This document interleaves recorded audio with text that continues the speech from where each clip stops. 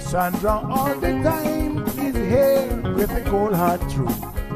She's the ears and the eyes for me and you. Every day, everyone want to hear from Sandra.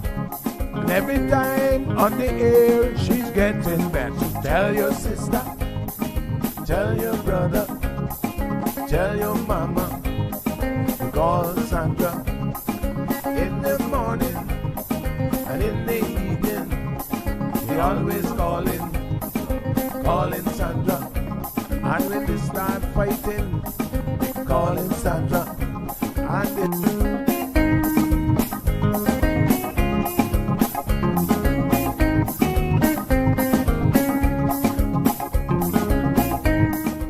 That's right, folks. Everyone is telling their mama about the cold hard truth. Welcome to another episode with more truth-telling, more problem-solving, and of course, more tea spilling than ever before. Sit back, students, grab your tea and turn up the volume because class is now in session. Call in at 936-2626 because your voice matters. Share your opinion on issues that matter the most to you.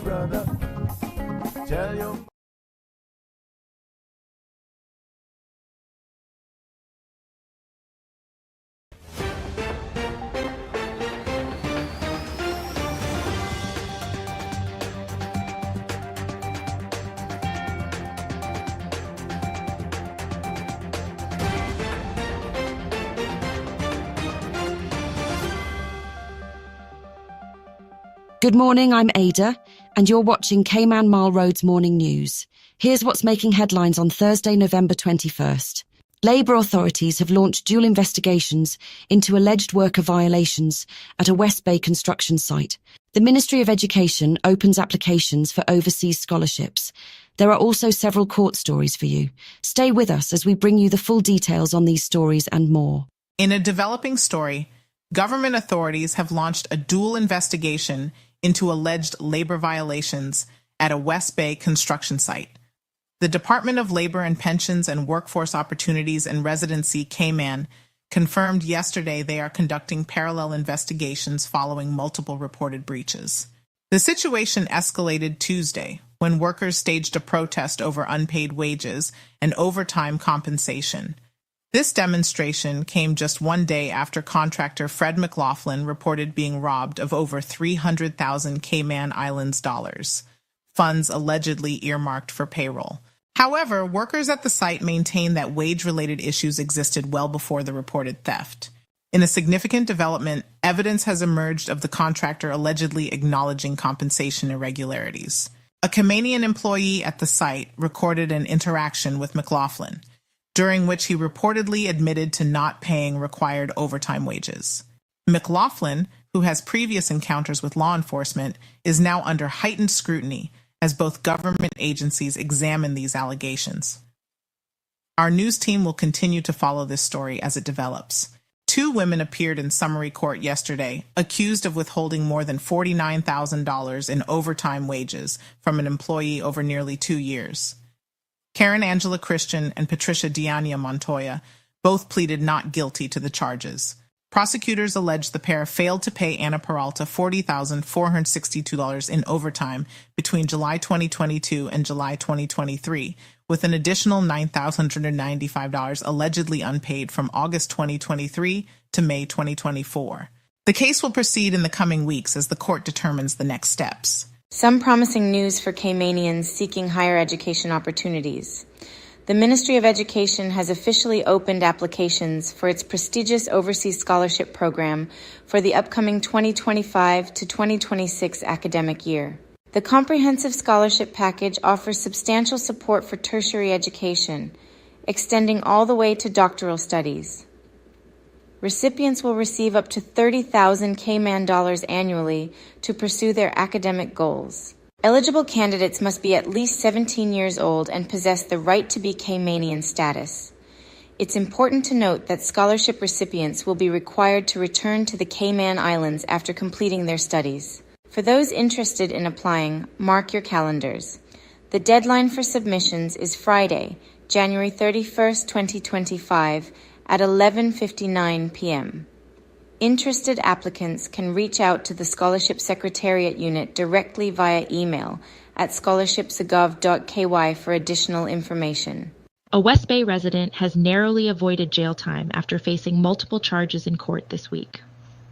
22-year-old Dory Martinez was ordered to pay fines totaling $1,225 after pleading guilty to charges including driving without insurance and animal abandonment. During Monday's hearing, Magistrate Philippa McFarland made it clear to Martinez that the penalties imposed were a mere fraction of what could have been levied, noting that he had been at risk of serving jail time. The court heard that the animal abandonment charge stemmed from a November 2019 incident where Martinez's Shih Tzu was found and held at the Agriculture Grounds Animal Pound for over a week before he reclaimed the pet. Through his attorney, John Furness, Martinez explained that the dog was prone to escaping, and he typically located it through social media alerts. Martinez has been given until February 28th to pay the fines in full. In her closing remarks, Magistrate McFarland emphasized that paying these fines must be Martinez's priority, stating plainly, "It's not meant to feel easy." A crucial test of parliamentary strength looms for Premier Juliana O'Connor-Connolly as her minority government prepares to navigate 21 pieces of legislation through Parliament on December 9th. Among these bills are several financial services amendments, including proposed fee increases. This will mark the Premier's first major legislative challenge since losing her parliamentary majority following the dramatic departure of 4 key government members. The group included former Deputy Premier Andre Ebanks, former Sustainability Minister Catherine Ebanks-Wilkes, former Health Minister Sabrina Turner, and former Parliamentary Secretary Heather Bodden. The quartet resigned from the United People's Movement late last month, citing internal conflicts and what they described as unprofessional behavior within the government. Their departure has significantly altered the balance of power in Parliament. Political observers will be watching closely to see how this new parliamentary dynamic affects the Premier's ability to advance her legislative agenda, particularly with these crucial financial services bills hanging in the balance. A titan of Cayman's culinary scene has received one of the industry's highest honors. Giuseppe Gatta, former owner of the renowned Lighthouse restaurant in Breakers, has been awarded the 2024 Lifetime Achievement Award for his remarkable 3-decade contribution to the island's hospitality industry.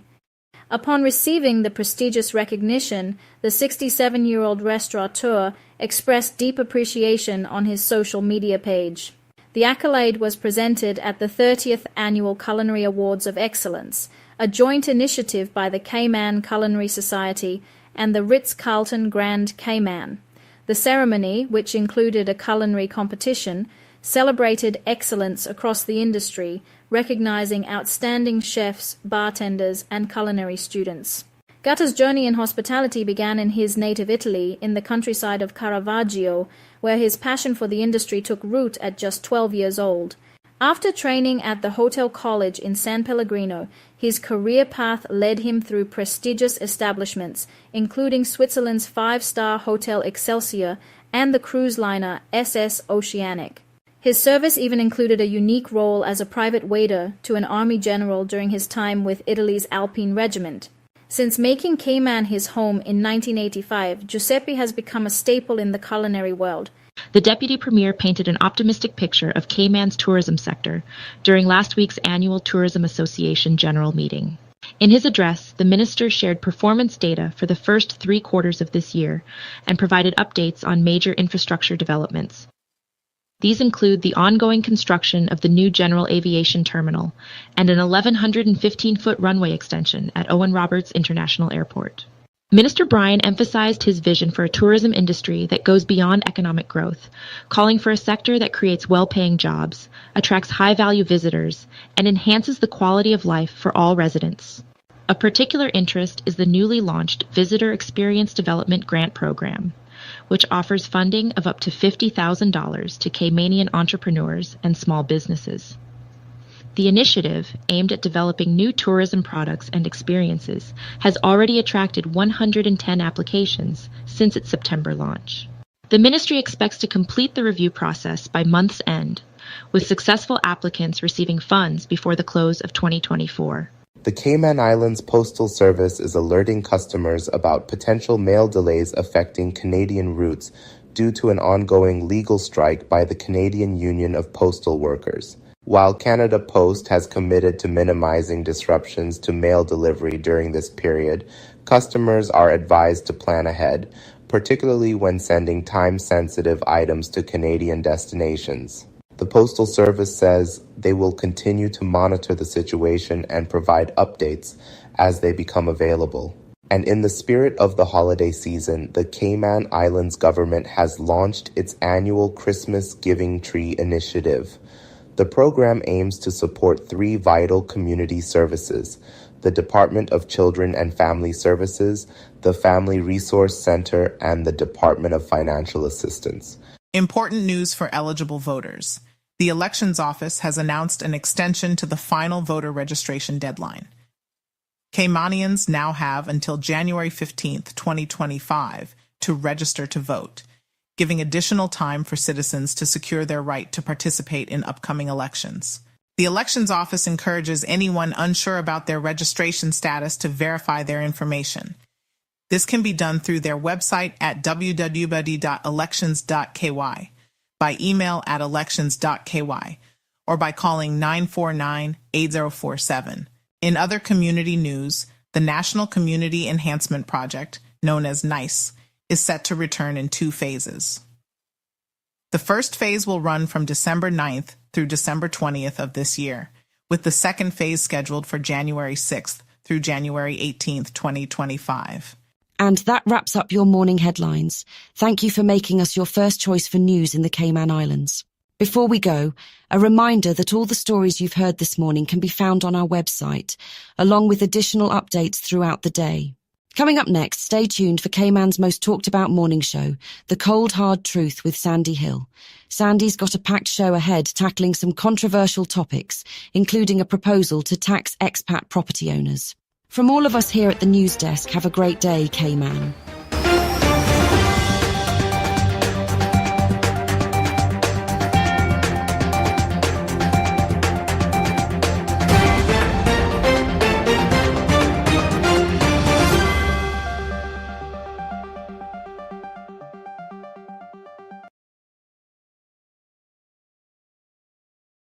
Good morning, Cayman. How is everybody doing this beautiful Thursday morning? My goodness, I tell you what, the week is going by quickly. The month has gone by quickly. It is already the 21st of November. Seems like yesterday was just the 1st. And I was just getting back on the 4th, remember?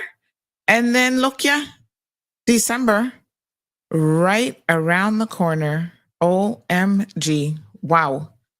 And then, that's going to fly by quickly. You guys are going to be having Christmas parties soon and doing all your family photos. And somebody said you guys need to start doing family vlogs and the most.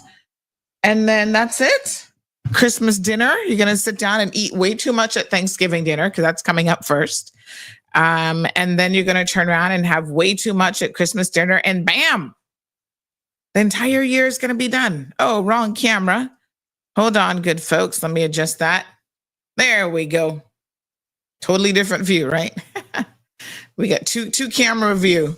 We hardly use the second camera, but it's good to have it. All right. So good morning, one, and good morning, all. How's everybody doing this morning? Having a look at who's in class. Remember when your favorite teacher used to take roll call? You wanted to make sure you were counted, right? I know. I used to sit in the front. I never like to sit in the back. I'm like, let me sit in the front of the classroom so that I can see the blackboard. Because back then I needed glasses and didn't know I needed glasses. I'm like, why, what does that formula say? And I'd ask my little friend Cecilia in algebra class, well, I can't, X equals what plus who? And she used to help me read the board. I didn't realize how bad it was until I got my first pair of glasses.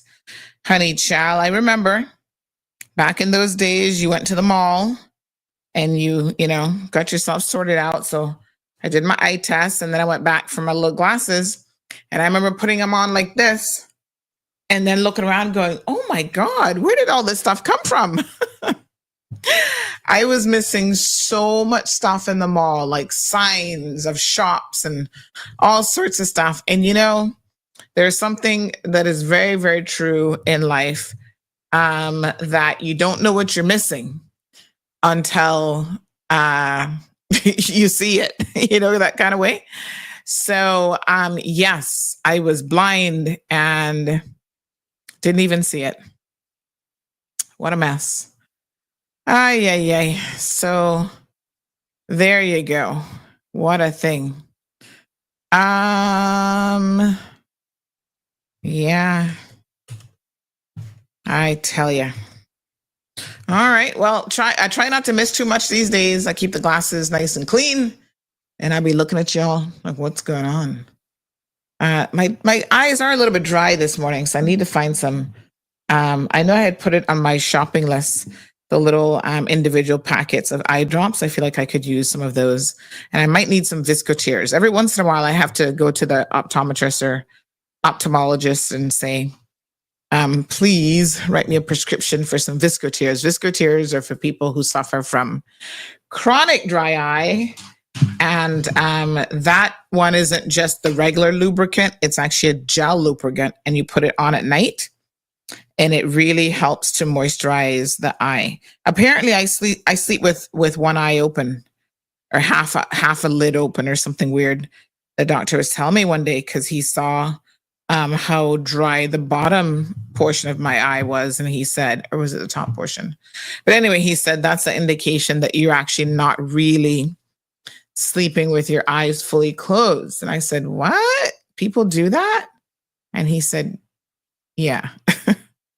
So the Viscotears help when I'm having a bout of dry eyes. Damaris joining us from New York. Barbara G, we've got some guests coming up. Sarah, I think it should be good now. The volume was down, and so it hadn't kicked in. First Lady, thank you for letting me know. So listen, what an impressive young man yesterday, Mr. Kyle Ebanks. As I was wrapping up with him, it occurred to me that Kyle really hadn't been working because of this predicament that Fred McLaughlin had put him in. So we decided to give him a little CMR donation. And I said, I would love for you all to step forward as well. So thank you to the ladies that did. I'm a little bit disappointed that no gentlemen contacted me and said, Sandy, I'm so proud of this young man. I want to give him a little $50, a little $100, a little something. I am a little bit disappointed that all the people that came forward to give a little something happened to have been women. I'm not going to make any dispersions, since we're just coming out of what was last week or a couple of days ago, International Men's Day, where you guys should be celebrating each other and setting a good example for other men, especially young men. But I'm sure you guys are busy with your International Men's Celebration. And after today's program, a few of you men will be contacting me to get Kyle's information. Am I right? Okay. I figured I was right. I'm just saying. Listen, it's not often that you see young people in particular put under such immense pressure, and they're able to remain professional and still, hold their ground, which he did firmly in the face of somebody like Fred, who's obviously an employer bully. And so I was particularly proud of Kyle. And I think most importantly, Kyle said he's going to try his hand at the whole real estate thing, but y'all know real estate is commission based.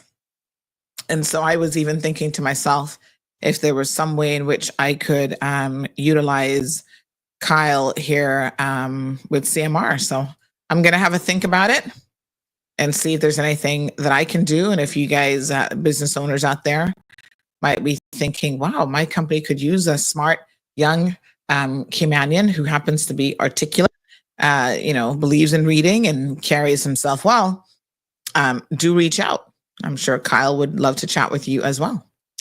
So Mr. George Gillette says he's present. Good morning, Richard, from Round Rock, Texas. That's always a bit of a tongue twister. Starting to get chilly. Yes, I saw somebody else mention actually that Cayman Brack was feeling a little bit of a brr this morning as well. So 'tis the season. And I don't mind a little bit of chilliness. You know what? When we went to South Africa, they have opposite seasons there. So I think about 3 or 4 weeks before we went, there was some part of South Africa. I can't remember if it was Johannesburg, but they actually had snow or something super weird. Now, it wasn't that cold when we got there. But in the evenings and early morning, there was definitely a little chill. And you needed not a heavy jacket, but, you know, a little something to cover your arms and stuff like that. And then there was one day that we took a journey that was close to the seaside where that was the day I think we went to see the seals and the African penguins. And the wind was really whipping up that day, so it was kind of chilly as well. Mr. George celebrating his birthday on Sunday. Happy birthday there, Mr. George. Wishing you a very, very happy birthday. Lavana, good morning to you, my darling. Hope you're continuing to heal from pretty serious surgery about a month or two ago now. Celia, so nice to see you. Ingrid is in the house. Nisa. Dee Dee, good morning. Andrew is here with us as well. So let's go ahead and start off. I see you, Mr. Sean. I love the fact that we have such regular people on the program. And in typical Caymanian fashion, some of you remain silent. You might be a scared civil servant. I'm not sure. But at least you can say good morning. There's nothing wrong with saying good morning. You know.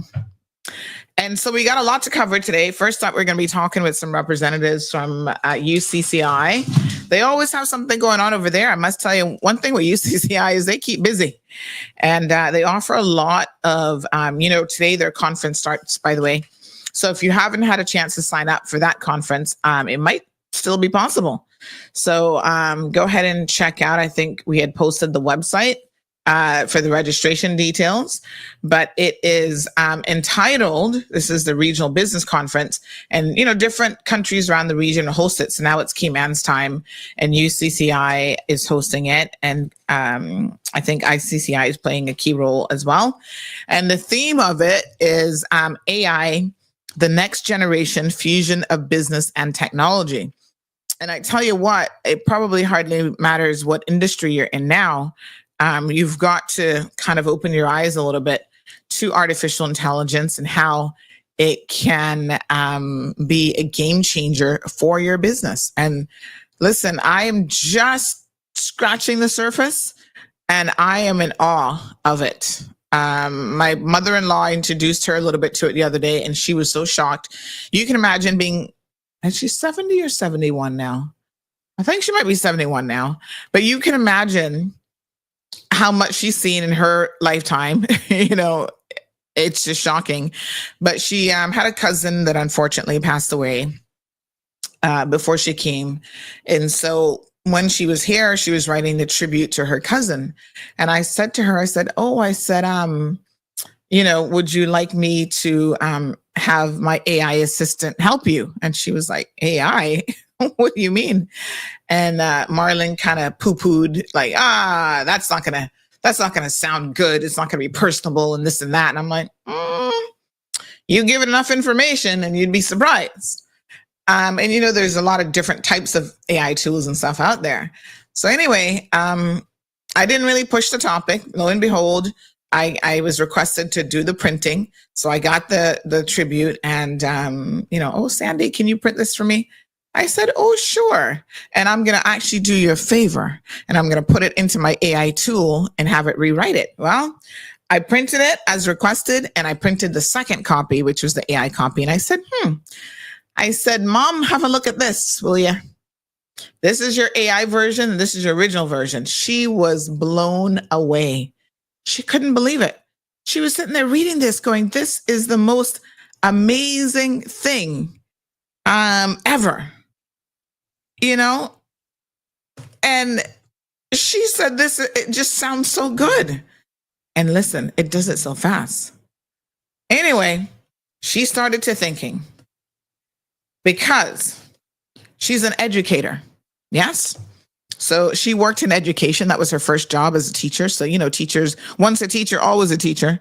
She was an educator, and then she eventually moved into kind of like DCFS, social services. And she thought, wow, she's a lay magistrate. So she gets called on a lot to do speeches and address people and all sorts of stuff. She said to me, this could really be a game changer for me. This could make my life so much easier. You got to show me more about this AI stuff. And I said, aha, there you go. And then she went back to Jamaica, and lo and behold, it changed from, oh, you're not doing a tribute, you're actually reading the eulogy. So, that's a totally different thing. And I said, not to worry. She sent me some amendments and some added information, and kaboom! Where's my kaboom button? Yes, honey child. We had the AI writing the eulogy, and she was just like, oh my God, it did it so fast. So listen, University College of the Cayman Islands trying to be on the cutting edge of these things. This is an amazing opportunity for you to attend this conference today and tomorrow. I've got the full schedule.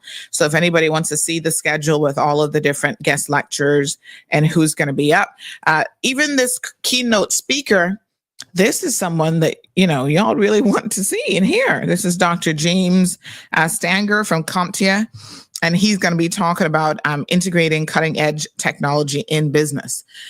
Just this morning, someone was messaging me about how we can help small business owners. And I said to them, let me tell you something. Small business owners need to help themselves. We live in a world with a lot of resources, a lot of tools, and they need to step up and see how they can help themselves. So this 2-day conference is a really good price. I was surprised at how basically you're probably just covering the cost of some of the meals that they're going to give you and your little goodie packet. And the list of guest speakers is quite impressive. So, if you can pop in, you don't necessarily have to be there all day. I know sometimes it's difficult to get into these events and stay for the entire duration. But pop in and out, you might see on the agenda something that's of particular interest to you. You go for, an hour or two, and you can go back later or whatever. But listen, most of your employers, I think, would give you the time off. And here's the best part. You actually don't have to attend in person. So if you can't really be there, they have a hybrid model available where you can actually do it online. You can log on, and you'll be able to watch all the guest speakers and so on. So check it out. Keynote speaker is going to be talking on cutting edge in business integration. Then you got some panels and breakout session, and they actually take a field trip. I love a conference where you get to go somewhere, and they're going to be going, I think they're taking a field trip over to, is it Walkers? But they're talking about things like VR in leadership. I mean, this is amazing. So anyway, go check it out. And let's go ahead now and invite our guests from UCCI onto the program. We're going to be talking about another exciting project and venture that they are launching that I'm sure you guys are going to be very interested in. So let's first welcome Professor Dr. Livingston Smith. Good morning, sir. How are you? Hi, good morning. Good morning, Sandra. I'm one of my aims is to get a kaboom later. So, you gotta work hard for those now. Work very hard first. Yes, but I have a sneaky suspicion that you will get one. So let's see how the morning goes. I'm almost certain that Teresa Pitcairn, who should come on very shortly, yes, will get two kabooms. She's gonna get because the bar high and poor Teresa. Oh my goodness! Because she's going to be the guest speaker for the launch of her journals. Mm-hmm. Let me begin by just showing you what the senior version looks like. It's a very good publication. Senior version. And I was thinking that when you see the student version, that is going to get me the kaboom. Look at it. Oh my gosh. Wow. Yes, hold on. There you go. That looks quite good. All right, well, we're going to get... But we're going to get all the details and exactly what this journal is. I'm sure some of our listeners are like, what is this? So let me start with the senior version. It's very important that the university also does high-end stuff like publication, right? And so the journal of the university is called Juicy, Journal of the University called the Cayman Islands. We have a senior version. In fact, for this publication, it's entitled Bridging Divides in the Cayman Islands and the Caribbean. And it covers quite a range of topics. For example, the global south and the climate crisis, development in new technologies, the changing nature of work in small states, the skills gap in the Cayman Islands, and what we do about it. How do we incorporate arts into STEM education, project-based learning? It covers multiculturalism in the Cayman Islands, and a host of other topics. In fact, the idea behind the journal is to provide an opportunity for scholarship to flourish. All right. So the journal is peer-reviewed, which means that persons are given certain areas and parameters to write about. It's called a call for papers. And then they submit papers after having done their real good research and writing. And then that paper is sent to persons in the field to look at, its worthiness, and they may make some suggestions for improvement. And it's an entire process before it actually goes into the journal. All right. So is this Monday coming, the 25th, at 6 o'clock in the hall? We're going to be having the launch of both journals. And I could go very quickly now to the student version. The first time we're actually doing the student version, and I'm very excited about it because we thought that we have such good writers at UCCI, not only in terms of poetry and oratorical skills, but serious research that is in areas such as business and finance, arts and humanities, social sciences, social work, STEM, because part of what they do in many courses, they have to do some research to fulfill requirements, all right? And that takes them to the entire process of deciding on the topic, the research methodology, doing the research itself, writing the paper, doing all the different elements of a research and the paper writing. And some stand out. We want to make the public know about these. All right. Hence the idea of this publication. I want to commend Dr. Stephanie Cooper, who led this process, and we just supported her with her idea. It's nearly 300 pages of work in this one publication. And I think the public really should come to the launch next Monday at 6 o'clock to hear some of these students give a synopsis of the papers, and also the more mature researchers. We have writers come from different universities, not only here, but elsewhere. Sandra, allow me to also say that when you come next and let me just, Dr. Livingston, let me go ahead and bring Teresa in, actually, because I want her to be able to jump in at any time in the discussion as well. So good morning to Miss Teresa. Hi, good morning. Can you guys see me? Because I cannot. We see a blank screen, but we can hear you. So I wasn't sure if you had your camera turned off on purpose. It's supposed to. Is it off? Can you now see or no? Well, we see a little circle. Anyway, not important. As long. But yes, I was going to say in that little circle, you can actually upload your picture if you want just a still photo there. That's always an option. But anyway, we can hear you loud and clear. So good morning to you. Yeah. And, I want to firstly say, Sandra, and if you would, please spare me a few minutes to introduce you. Oh, my goodness. No. No. You see, right in the spirit of educating our community, right? I want us to also think about the importance of having someone like yourself doing what you do, because you're not only a surrogate educator, investigator, parent, friend, and you've now evolved into a media mogul status, and you're always alerting happening, especially through the cold hard truth. So this is a small feat on your part, because for you, I go way back, and I have some insight into your story, how you up, and just watching each learning whenever you have the opportunity. You're ambidextrous. You're a one-woman show for the most, and I know that is not. So we tend to be, criticize each other, and we sometimes seldom ignore the fact that you're also human. And it's not every day that we're going to show up with our best selves. Most part, Sandra, sincere kudos from my heart. And thank you so much. Yeah, and I want to thank you and your audience and those at home, or as some people say, in a foreign, for your hospitality this morning and your willingness to provide us with a space to share some information about UCCI and the exciting and amazing things that university is trying to do. So yeah, thank you. I really appreciate that.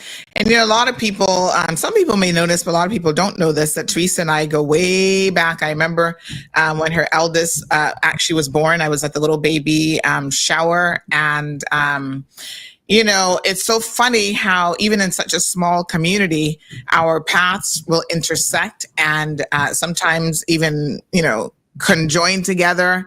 And we have this, this amazing life to live, and we get to live it in a small community, in a beautiful and small island.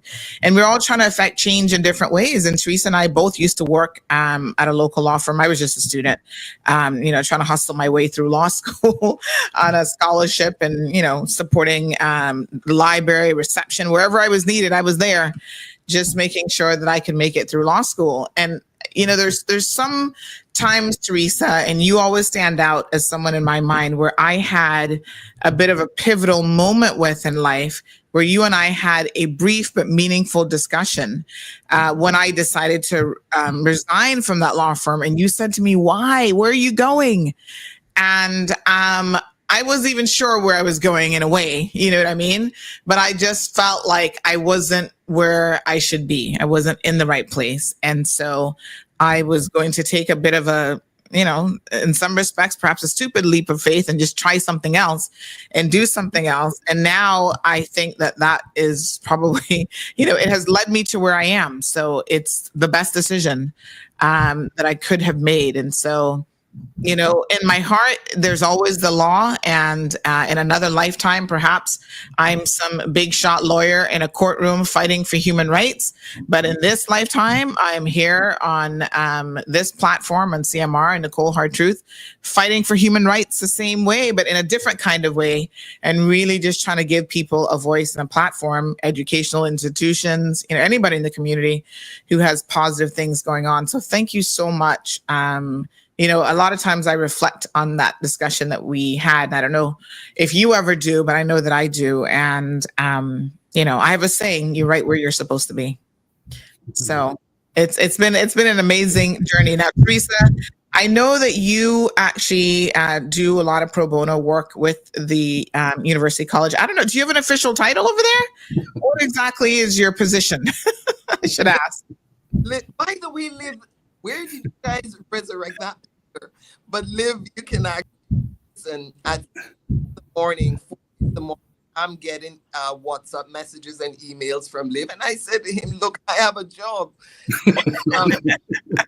but he knows that. And I'll share something if you don't mind, Liv, because one, I have to run work, and two, I want to add some color to what UCCI does and why I believe it is so important, and why I pay it forward. But hands on heart that UCCI is on a mission to advance learning, foster innovation for the positive transformation of this community. This community called home. And I know this not only through the support that I try to provide, but from my own personal journey. And Liv and Sandra, you guys don't know this about me. In 1977, I graduated from Cayman Islands High School, and we had first top set where you're doing all these levels. And we did 9 at that time. And I maintained an A average right throughout, coming out of Jamaica, where I went to school, some pretty, this was in the time when Michael Manley was ensuring that education had fostered So I came man around that time and started high school here. Sandra, I failed every single exam except English literature and English language. And why?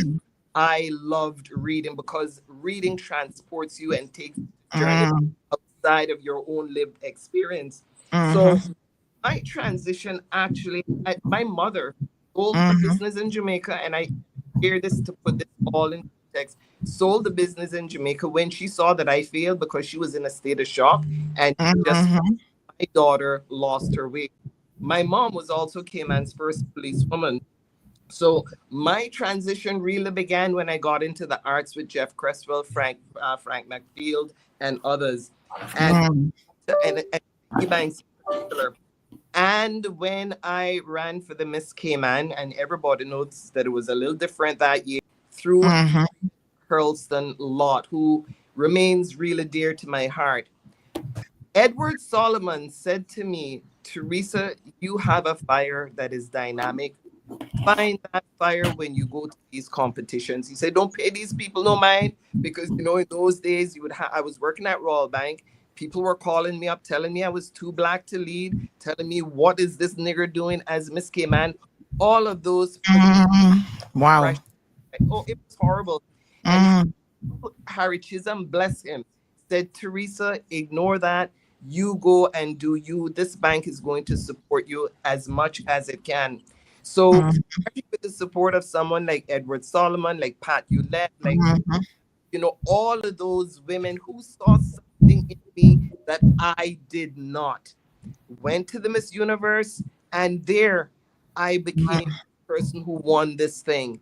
And then I went to the Miss Universe and became one of the top people. And Edward has always said to me, Teresa, we're grounded in the support and had the finances, you would have won. And in retrospect, with who today, had I known, if I were telling myself when I was 20 years old, I would have said to her, girl, like you are the bomb.com. But you don't that.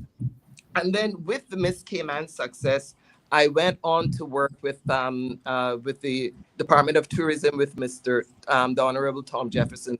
And this is where UCCI became something that was could not have evolved into the person that I became. And here are the reasons why.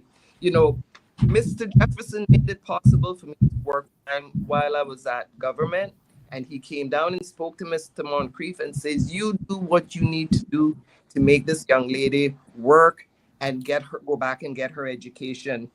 I called all the teachers that I knew that taught me when I was in school and asked them if they would be willing to take a risk and bet on me doing not only the repeat of the 7 O levels, but 4 A levels. And I wanted to do it in 9 months because my mother kept saying, Teresa, if you stay here, you will become just another teller and you're not going to develop that you can. My mother, listen, she was phenomenal. She was amazing.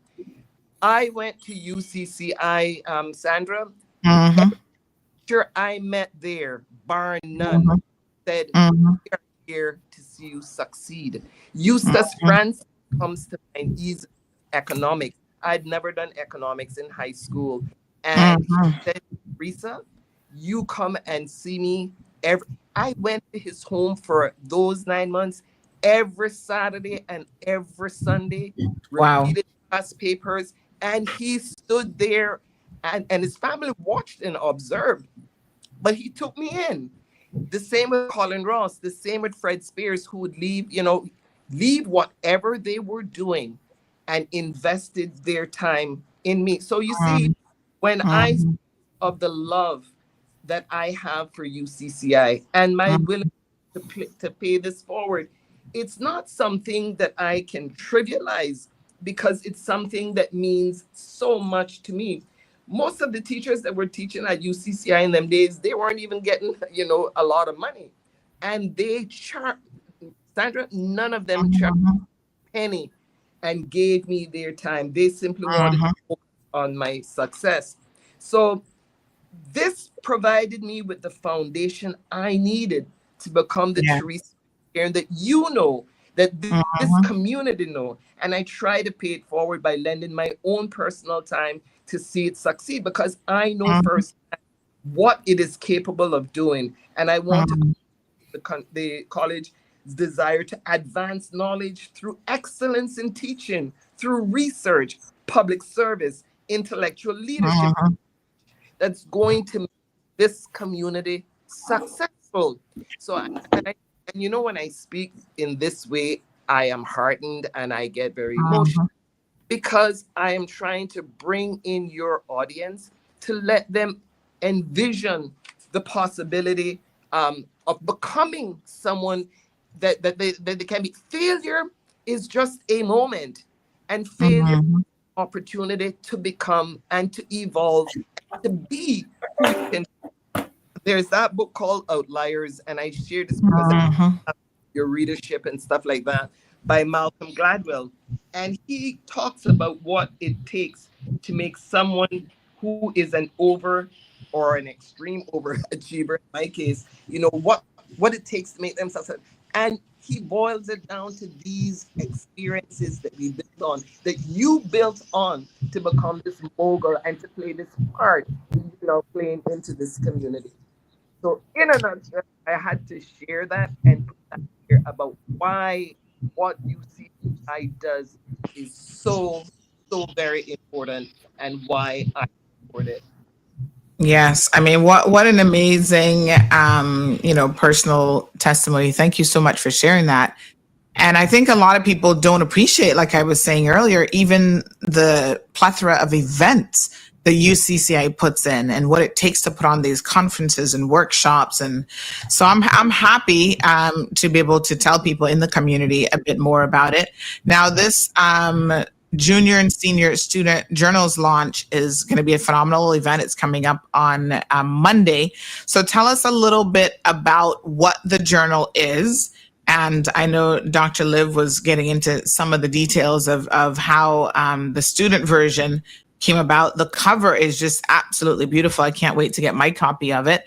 But let's talk about what people can expect to see in the journal. And of course, this theme, which I'm so happy, Teresa, that you brought up, of paying it forward. You know, our success is meaningless unless we help other people.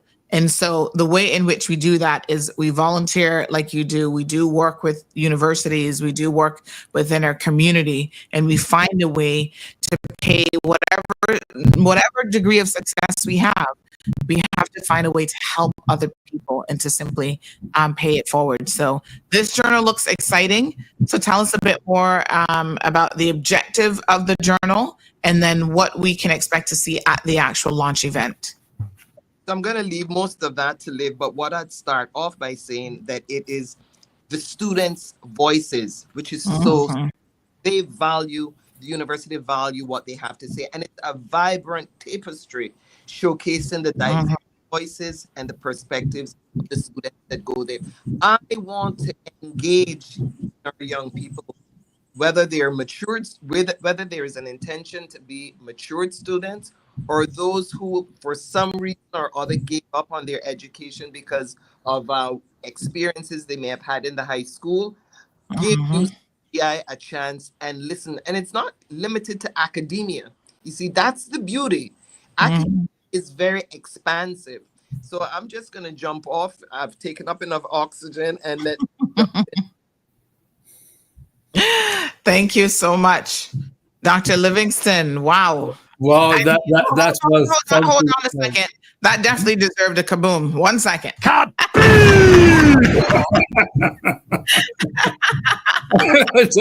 just like the kaboom. Believe me. No, I just sat there in amazement and listened to Teresa.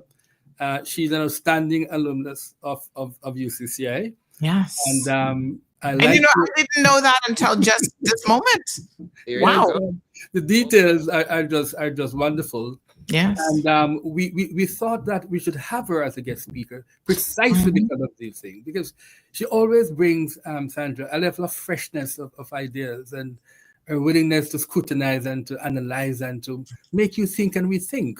And that is precisely the idea of a guest speaker for a function like this, which is really about ideas. You asked a while ago, what is the objective of the journal? The main objective is to provide a voice, a platform, in terms of the senior version, a platform for the sharing of scholarship by our faculty, not just at UCCI, but regional and internationally, because we have a mandate also to promote scholarship and to widen knowledge and to deepen the experience in scholarship.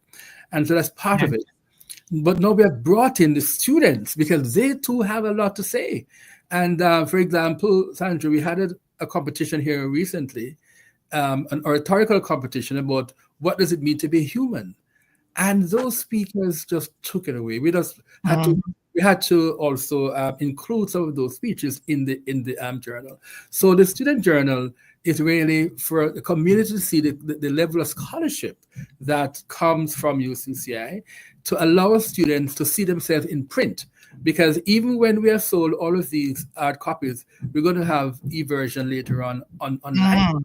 Okay. The idea, as I'm on the student version, the idea is to locate the journal here at UCCI, but also to allow other commanding students who are abroad. Many of our students leave and go to study elsewhere. They can also know that they can publish with us. All right. And so that is student version. But I did mention, Sandra, because I know the time is going, that when you come on next week, Monday, you're going to be also hearing about opportunities that you can have to get published with us too, because we're going to be sharing with you the call for paper. Because the idea, Sandra, is that we have many journals in the making. You see, for example, I'll just go through with you very quickly the different topics that you may want to which one you want to take on to. For example, there's one to do with sustainability, resilience, and climate change. That's one by itself. There's one to do with Tibet education in the Cayman Islands and the wider Caribbean. There's one on AI and education with special reference to the Caribbean.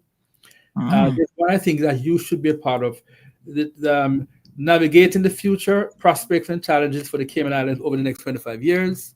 Wow. And there's one also, the 209 Cayman Islands Constitution, an evaluation and analysis of its impacts and success. So the idea is that we have so when one is ready to launch it again. So we have the continuous stimulation of thought and writing and publication going at the same time. You did mention the conference going on now. Because you all do a great job in promoting UCC, and I thank you for it. The conference begins at 9:00, and it's a really great conference. I've said to my students, I have a class later on, no, we go to conference, all right? Because you don't get this experience very often. So I've said to my colleagues, I know it's end of semester, trying to finish the syllabus, you know it is, right? But go by and listen to these guest speakers talk about AI in business, absolutely, women in AI, and all these other topics. So please come down. If you have not registered, you can come physically and get registered. The cost is very small, $125 US, and that includes. But as you mentioned, you can just come for what you like, but be a part of the experience. All right. Absolutely. Do I have any more time? Could I just? Yes. Okay, I'll just touch on, boy, when I get on, I try to do as much. We also have, Sandra, this thing called the Weekend Workforce Readiness Center. Yes. Where we know that there are many persons who cannot fit into the regular, university calendar in terms of time, but they want to have something. So we have carved out this idea of running classes, short classes, certificates, 7 or 8 week certificates in different areas, which we believe are important areas. For example, if you want to be a part of these 4 right now, go to the UCCI website, go to the short courses, and get registered. These are like now, okay? One course called Mastering Project Success, Strategies for Effective Leadership and Execution. There's one on anti-money laundering, specialist certification. Wow. Yeah, there's one on hedge fund administration fundamentals. And there's one also on a certificate in Cayman culture and history. I think that we need to have that. Precisely. Some people say to me, who's going to do Okay. what are you talking about? We need Caymanian history and every single person who deals with tourists needs to take this course. Trust me. The point I'm making, in fact, the Minister of Tourism, you're going to get a letter from me that persons in the industry ought to have some common knowledge about the island. That Absolutely. So that's the idea behind it. Mandatory before you get that work permit stamped. Boy, I tell you, I'm going to have to help you to set up work, because we want that to happen. Because even to get the basics right, the fundamentals right, in terms of history and the culture of Cayman, to be able to pass it on is critical, we believe, for the tourism industry. So we try to do many things, Sandra, and we're just excited. And I hope you can come on Monday, because we want to see you here, Ms. Teresa, and be a part of that. The journal costs, just to help us to do some more. The senior version, let's put them again. Beautiful. Just $25. Okay. And the junior version, the one that got the kaboom, is $20. But even if you can't afford them, please come along. Just come along to hear the synopsis, to hear Ms. Pitcairn speak, and to be a part of the panel discussions on that. It's going to be fantastic. Now, is there any pre-registration required? No. Just come along. No. Okay, just come along. Just come to the hall. We have refreshments after. Just come along to be a part of the event. We want to encourage a good audience so that the participation. And while there, I'm going to tease persons. Why not write something too? Here are a range of possibilities you could be a part of. You decide which one. And in fact, I would go as far as to say, I would allow my faculty members to help somebody to write something. You might write a paper and want to get some feedback. Some fine tuning, yes. We get a person on that. This is wonderful. Indeed. All right, folks. So let me just repeat all of the pertinent details here. Monday, November the 25th, 6 p.m. at the Sir Vassal Johnson Hall at UCCI. Launch of the On the Cusp of Greatness, the junior edition, which is a new student-led journal alongside of the 8th annual Bridging Divides, the senior edition. So these are both two amazing journals. $25 for the senior edition, $20 for the junior edition. Folks, that's lunch money between now and Monday. Just save it up. This is a wonderful opportunity for you to get a little piece of our community history. A guest speaker, special guest speaker is going to be no one less than Ms. Teresa, lawyer, business strategist, extensive experience in both local and international advisory roles. She is amazing. If you've ever heard her speak, well, you heard this morning, she will motivate you, honey child. So make sure that you take some time to go out and participate in this. We try here on this platform to share as much of this on our platform as we possibly can. However, seeing it and feeling it and being in the presence of these conferences and launches and stuff, it hits differently when you are physically there. Trust and believe me when I tell you this. And UCCI, I'm sure like they always do, they will have their hospitality students get a little bit of practice serving refreshments afterwards. So it really, they pull it all together with both the student body and a lot of the faculty and staff. So don't miss it.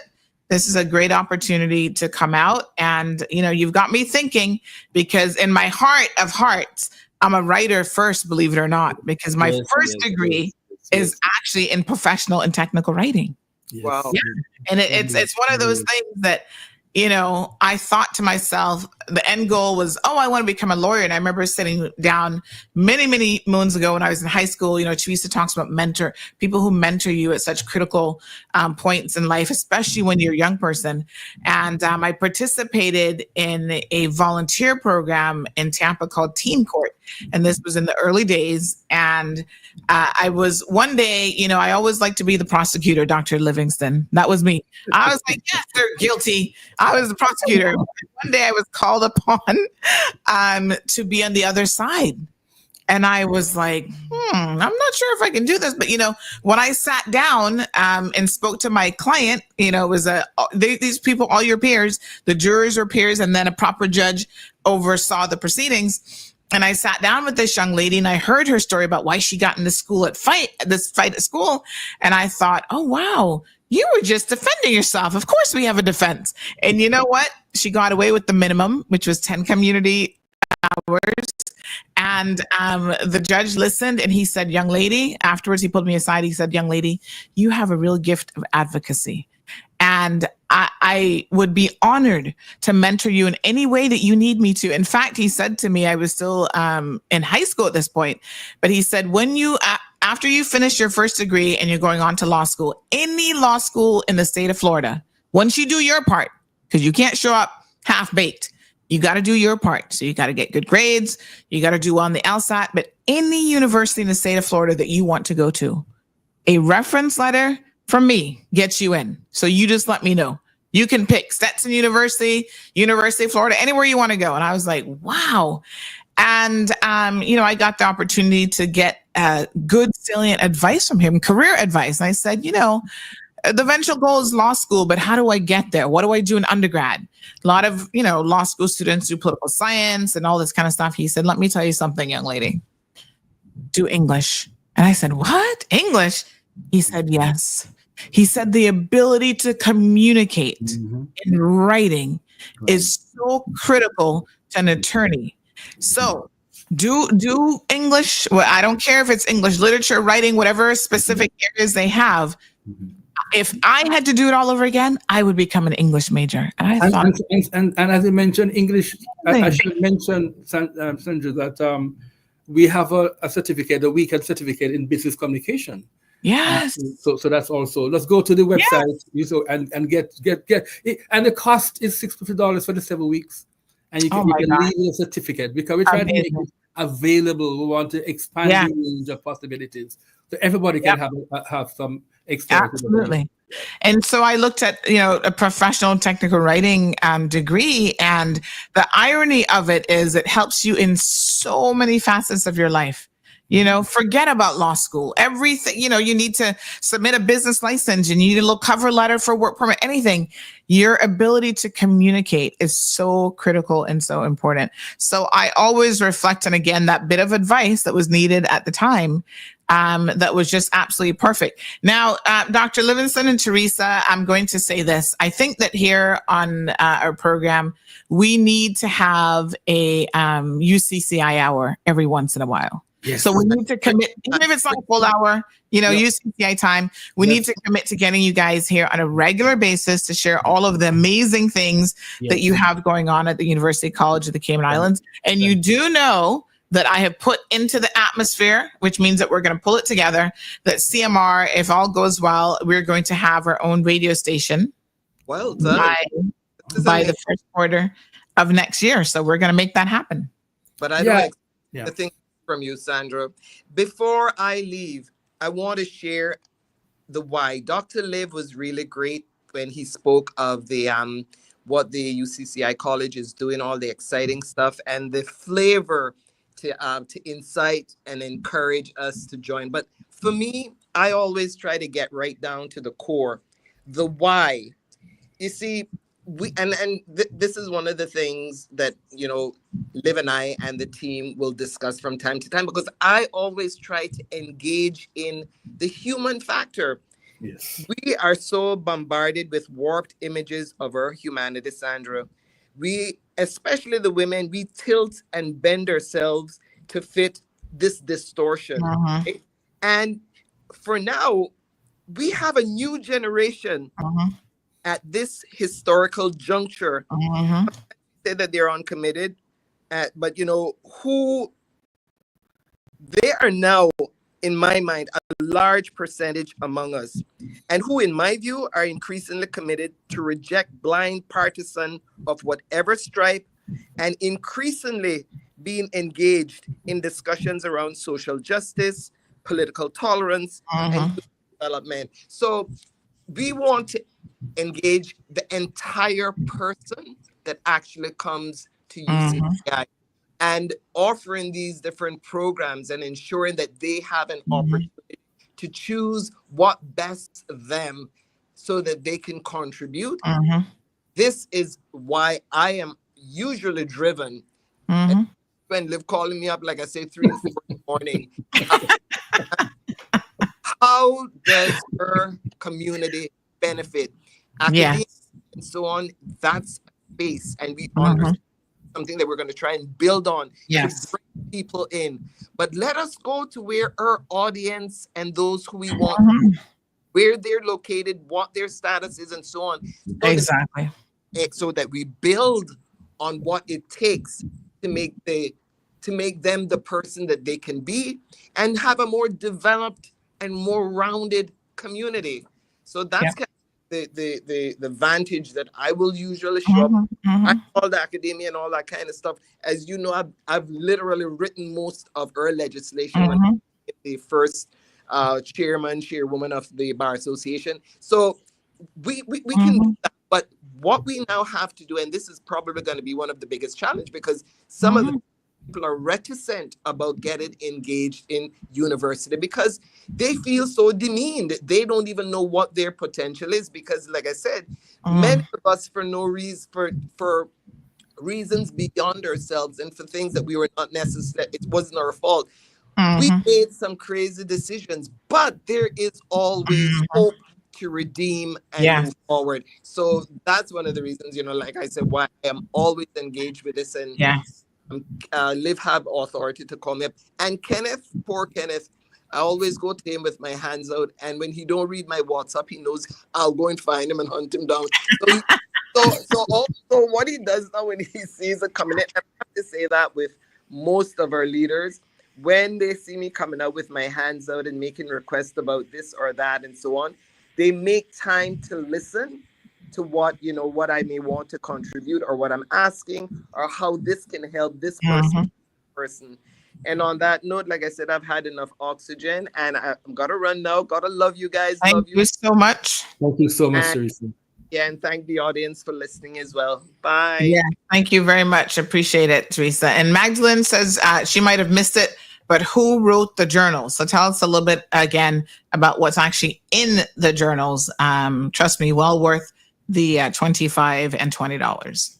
So for the student version, we have the writing of 24 of our students. Right? And it covers, I would mention, different areas, like, for example, social sciences, the sciences, education, social work, nursing, education. So, so the students have written it, but of course with guidance from faculty. All right. And so this student version has hardcore scholarship from students, but also has lighter writings too. It's quite eclectic, I would say. Yes. All right? And then the senior version is written by mature scholars from UCCI, from around the Caribbean and internationally. Beautiful. Yeah. Wonderful. All right. Well, thank you so much, Dr. Livingston Smith there, University College of the Cayman Islands. Again, putting on a phenomenal event. I will do my best to certainly be there. So many of your, guest events, I really, really enjoy. So I'm not going to miss this one. An opportunity to hear Teresa speak is always, I think, just a wonderful opportunity that you don't want to miss. So conference today and tomorrow, don't forget. Yes, sir. And before I go, I'm going to give you a kaboom. let me put it in there for you. Thank you so much for having me on and for thank you. helping us to get the word out. And come on to the conference today and to the launch on Monday. Thank you. Don't forget the weekend program. You can get your certificates on the weekend, Saturday, Sundays. Yeah. All the best. And look at Miss Pat. She's always encouraging educators. She says, please encourage our political leaders and candidates to utilize UCCI's programs.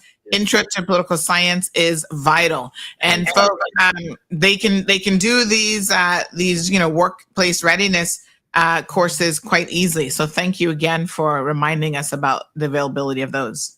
Thank you, and have a good one. Thank you so much. Thanks very much. All right, folks. So on Monday, I'll be expecting to see a good amount of you coming out and supporting this initiative with the journals. And then again, today and tomorrow is the conference, the AI conference that they are hosting. So lots of wonderful and amazing keynote speakers for the 2-day event. Women in Technology. That's going to be a panel discussion that's going to be happening a little bit later on, moderated by Miss Tammy Suleiman. So some good stuff, honey child. Get out there and learn and learn and learn and learn some more and expand that mind of yours. Can't say enough how important it is. So someone says, a very blessed good morning to you, San, and much thanks to Miss Teresa for acknowledging you. Heart emoji, goosebumps, love, and God bless you all. Thanks to Dr. Livingston Smith as well. Thank you, San. Kaboom! You guys love that kaboom button, I must tell you. It's awesome. All right, good stuff. And I made note of those of you asking for Miss Teresa to contact you guys. Now, you know, she's a very busy lady, but I'm going to pass the information on to her. And if you want to shoot me a little message on WhatsApp with your number, I can pass that on to her as well. Okay, honey child, just having a look here. Oh my gosh, it's officially winter for some of you. Big shout out to Carmen Zalea on Facebook. Look like she's doing some traveling, honey child.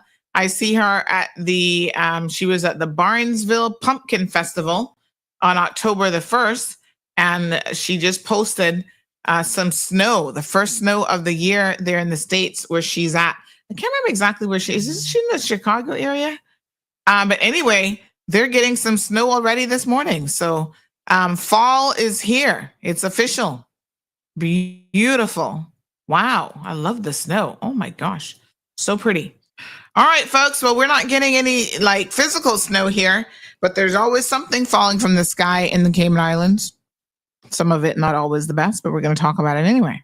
All right. Listen, I was supposed to address this, I think, from Monday or Tuesday. But, you know, we go with the flow here in the program. By the way, I know some of you are sitting down wondering, did Sandy get the information yesterday about the fights at John Gray High School? With a heavy heart, I can tell you, yes, I did. And a young lady, unfortunately, was ganged up on. I don't want to talk about it in the sense that we have some other topics today, and I'm also waiting to see what the school administrators and the police and others will be doing with the situation this time. You know, we give them time to try to get their act together without a doubt. So it's unfortunate. I've received multiple videos. It was quite a significant brawl yesterday. A young lady actually got her finger sprained. She had to go to the hospital. Her mom now has incurred over $500 in medical bills. And, you know, it's just a mess. It's an absolute mess, and we're probably gonna have to talk about it again tomorrow, honey child. But let's give it a bit of a break today. It's such a heavy conversation. It weighs heavily on my heart as a mother and as a member of this community that our young people simply are not effective communicators, and their only go-to when it comes to conflict resolution is violence. All right, we'll get there. However, I do want to talk about something else, politics. We haven't really talked too much about politics this week. And so this had come up, and I want to show you guys this t-shirt that someone designed regarding Heather Bodden and the meeting that they had. Was it last week or week before? Gosh, the time is literally flying by so quickly. But I want to talk about this because at the meeting, I was monitoring some of the comments that were coming in from those of you in the live feed, and you had a certain expectation of MP for Savannah, Heather Bodden. And I think that it's important that I help you to manage your expectations. You know, managing expectations, folks, is a hell of a thing. Yeah? It's a hell of a thing because if your expectations are out of alignment with what someone is going to deliver to you or what their expectations are that they're going to deliver, you will always be critical and extremely disappointed. And I think that's a little bit of what's happening here. So we've got to keep it in context. Let me show you the t-shirt that someone had some energy for. I don't know who did this t-shirt, I'll be honest with you, but they actually had a t-shirt designed And I don't know where they're, where's this? What's in the background there? Is this a restaurant? Looks like a bar or something, right? I see some bars, tables or something. So they had this t-shirt designed, and this is in relation to the, 4 people that resigned, Heather Bodden, MP Heather Bodden being one of them. And it says Heather Bodden, and then it has the date of the meeting, which was the 13th. So I think that was last week, Wednesday, versus the people. Y'all have some energy for creativity that maybe you could be putting in something a little bit different. But it said, it has a scoring system. It says 1 introduction, 0 comments, 0 ideas, 0 interrupting, 0 contributing, 0 engagement, 120 minutes. So they're trying to criticize Heather to saying 120 minutes. All she did was the introduction and nothing else. Well, let's be fair to Heather now, because I think it's important, right? Ask yourself, what was Heather's role in the government? Now, Heather, MP for Savannah, was only a parliamentary secretary. Unlike the other 3 that sat on the panel with her, she was not a minister. So what does that mean? That means that a lot of the things that they were talking about, right, from ministerial perspective of being overstepped, these double agent meetings that were happening with John and the premier, with the Regen Project and the school all these kind of things. She is not a cabinet member. Huh? Okay. This where now we need to understand. And I think there is a general bit of misinformation that is out there. Some of you have no clue what the difference is between cabinet and caucus, and yet you sit there and you are critical of the role that people play in these things and what they contributed and what they said or didn't say. If she doesn't have any knowledge, firsthand knowledge of these things, why would you expect her? Why would your expectation be for her to comment, interrupt, et cetera, et cetera? That would be actually quite inappropriate for her to do so. Because I think the last thing that you want is someone who doesn't have the requisite firsthand knowledge, getting it from somebody else, and then becomes a bit of hearsay, injecting their own emotions, et cetera, into it. Now, Scott says, I still think it's a great shirt, though. All right. What are your expectations of her? I mean, I have to ask a really important question here, because I am wondering, and I mean, I think if you know Heather, maybe you need to adjust your expectations. This woman is not a confrontational person at all. And in fact, I think maybe she should be more confrontational, but that's just not her personality. You know, we all come with different personalities to the table. And I think if you know anything about her, she probably holds in her emotions a little bit too much when she should learn how to scream at people. That's just my personal opinion. So you're also asking her to be someone different than what she is. And so it's all about managing expectations this morning. Not everybody, even as a representative of the people come with their own personalities and they bring very, very different things to the table. We've got a caller. Caller, good morning and welcome to the program. Good morning, Sandy. Oh, good morning. Is that Minister Brian? That's correct. How you doing? Yes, very good. Very good. How are you? Not too bad. I think I might have made a boo-boo by calling you at the wrong time. Oh, oh, this is not the topic you were calling about? No, I didn't even recognize you on the radio. Or I knew you on the radio. I didn't know what we're talking about. I just got up on my way into my first meeting at 9 o'clock. I just wanted to say a special shout out to everybody who came on. Okay. You know, it's Thursday, but what a good day to say. I hope everybody has a good day today. You know, try to spend some positivity and a lot of stuff going on. I just want everybody to have a wonderful day today. And we're grateful that we have, a lot of people in the world don't have what we have. It may not be the easiest in the world, but a lot to be grateful for. Yes. And thank the Lord for what we do have. Sometimes it's hard to feel that way when things are difficult, but I find it a grateful day. So I just want to spread that joy, hopefully. Christmas season is coming up, and I want my people to be happy. So with that being said, that's all I can I'll stay out of your conversations because I don't really know pressure today. Well, I don't know if your ears were ringing earlier, but Miss Teresa did mention your name. Miss Teresa Pitcairn was on the radio here in relation to a UCCI event that's coming up on Monday, and she had actually mentioned, how she's always hounding you for support, and you seem to be more than happy to give it. So your ears might have been ringing as well this morning.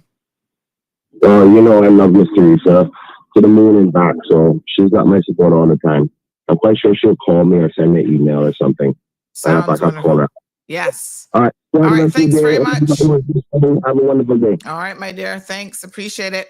All right. So, So, I think this really is a matter of what do you expect? I mean, with all due respect, I have had the opportunity to work with Heather over the years. In fact, some of y'all might not know this. My kind of political involvement now, I'm not trying to make myself sound too old, but my political involvement goes back from not long after I returned on island, because I believe in getting involved in your community. And I actually stood on the platform introducing Mr. Anthony Eden and Heather when the two of them were running together back in the day. And this would have been late 90s.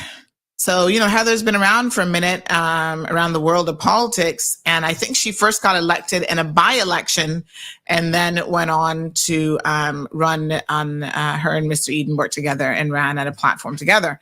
And so, I've worked with Heather for her annual senior citizens events like the Christmas party that's held at Pedro Castle. She does a lot of work in the community, right? So she might not be always the loudest voice. She might not, come forward pretending to be something she's not. I mean, she's a very down-to-earth person with a really, really big heart.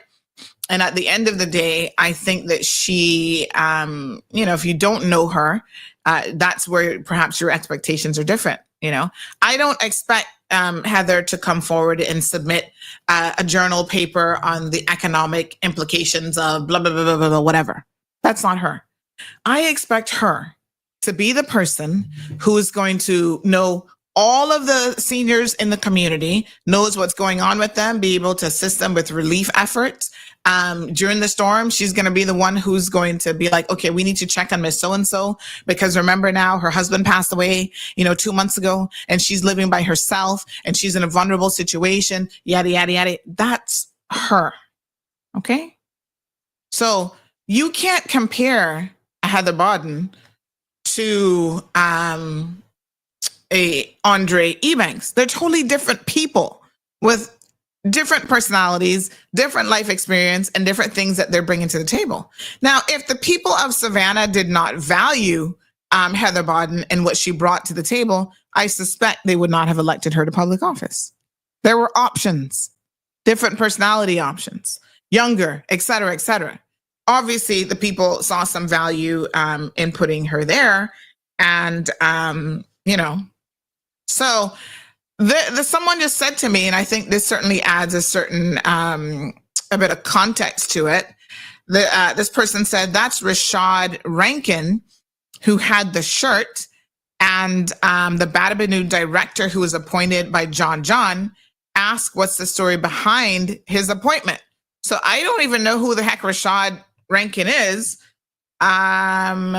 Okay. So apparently he's the executive creative director of Badabinu. Let me see here. According to LinkedIn, let me see what he looks like. Okay, this young man. Oh, I see. All right. So, okay. Well, politics is at play here now that you say that he's connected to John. And someone said that this was him hanging out at the Hive. Yeah, this appointment as executive creative director of Badabinu, he just started in July. of this year, because I remember us writing something about it. Former IT support technician at Doctor's Hospital. Oh, he even worked at the DART organization. His face looks familiar. Like, I think I've definitely seen him around.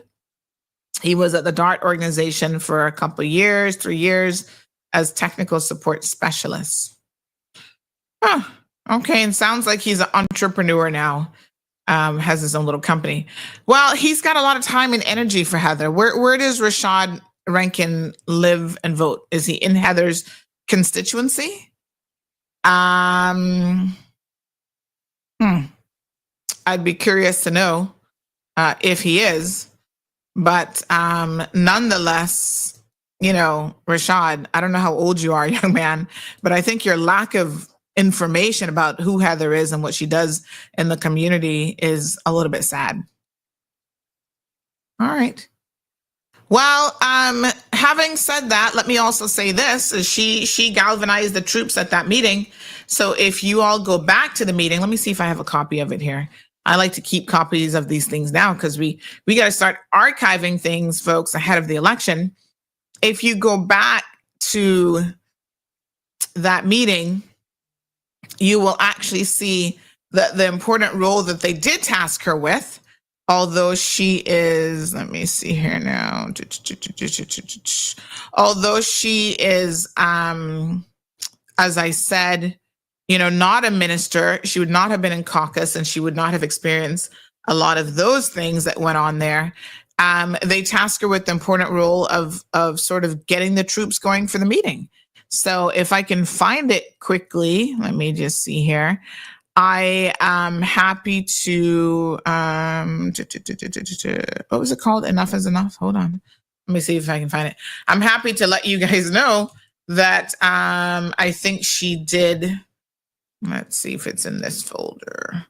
I think she did a fair enough job of doing what was tasked for her to do, which was simply, start and galvanize the troops. All right.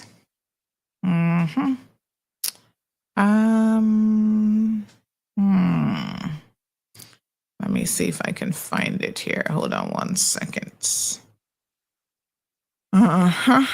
And this was last week. Honey child.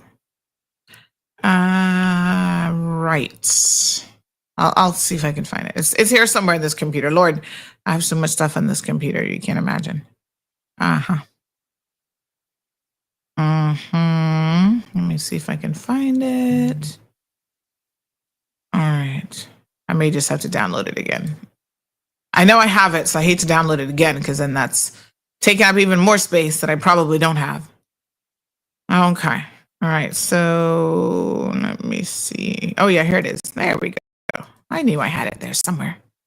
All right, honey child, let's just do a little review so we can refresh our memories of exactly what her contribution was and what she said. And, pretty much the rest of it, she remained, as an observer. And this is what Darlene said, Miss Heather was an excellent observer.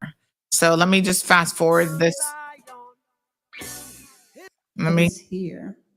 Bless us mentally, physically, emotionally. Miss Joy, stand open with a word of prayer. Lord, financially, dear God. And Lord, we thank you for these 4 brave souls. And Lord, you know each one of their hearts, you know the desires. And Lord, you know what they need more than any of us, dear God. And whatever they need, my God, I pray tonight that you replace it, dear God.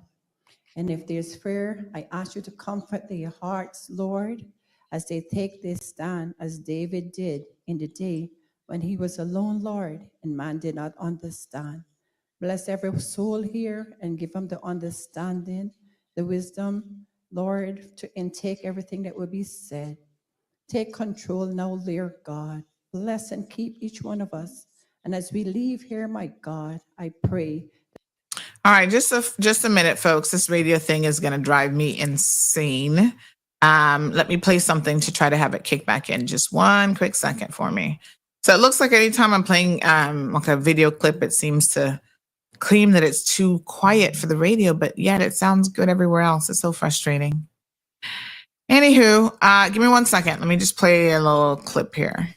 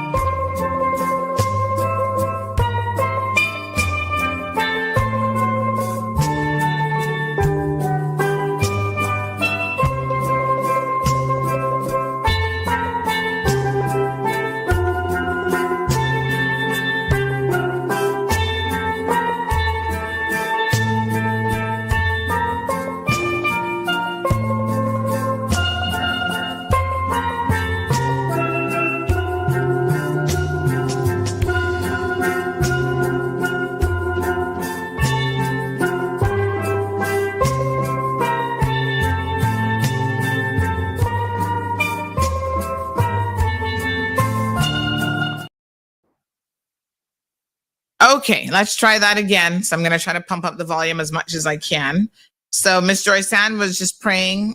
Somebody just told me Rashad is in the house. All right, hold on, honey child. We'll cover each one and take each one back to their board. Remember the government on a whole, my God. Yeah, fast forward through the prayer. Everybody here, as well as All right, so here's MP Bernie Bush. Just want to begin by saying it's a real pleasure and a blessing to see so many of you here tonight. And I thank each of you in person or online. It means so much to be here, gathered together here in the Seafarers Hall, in a place filled with so many memories and of so much importance for us all. In fact, the mission statement of the Seafarers Association aligns quite fittingly with why we are here.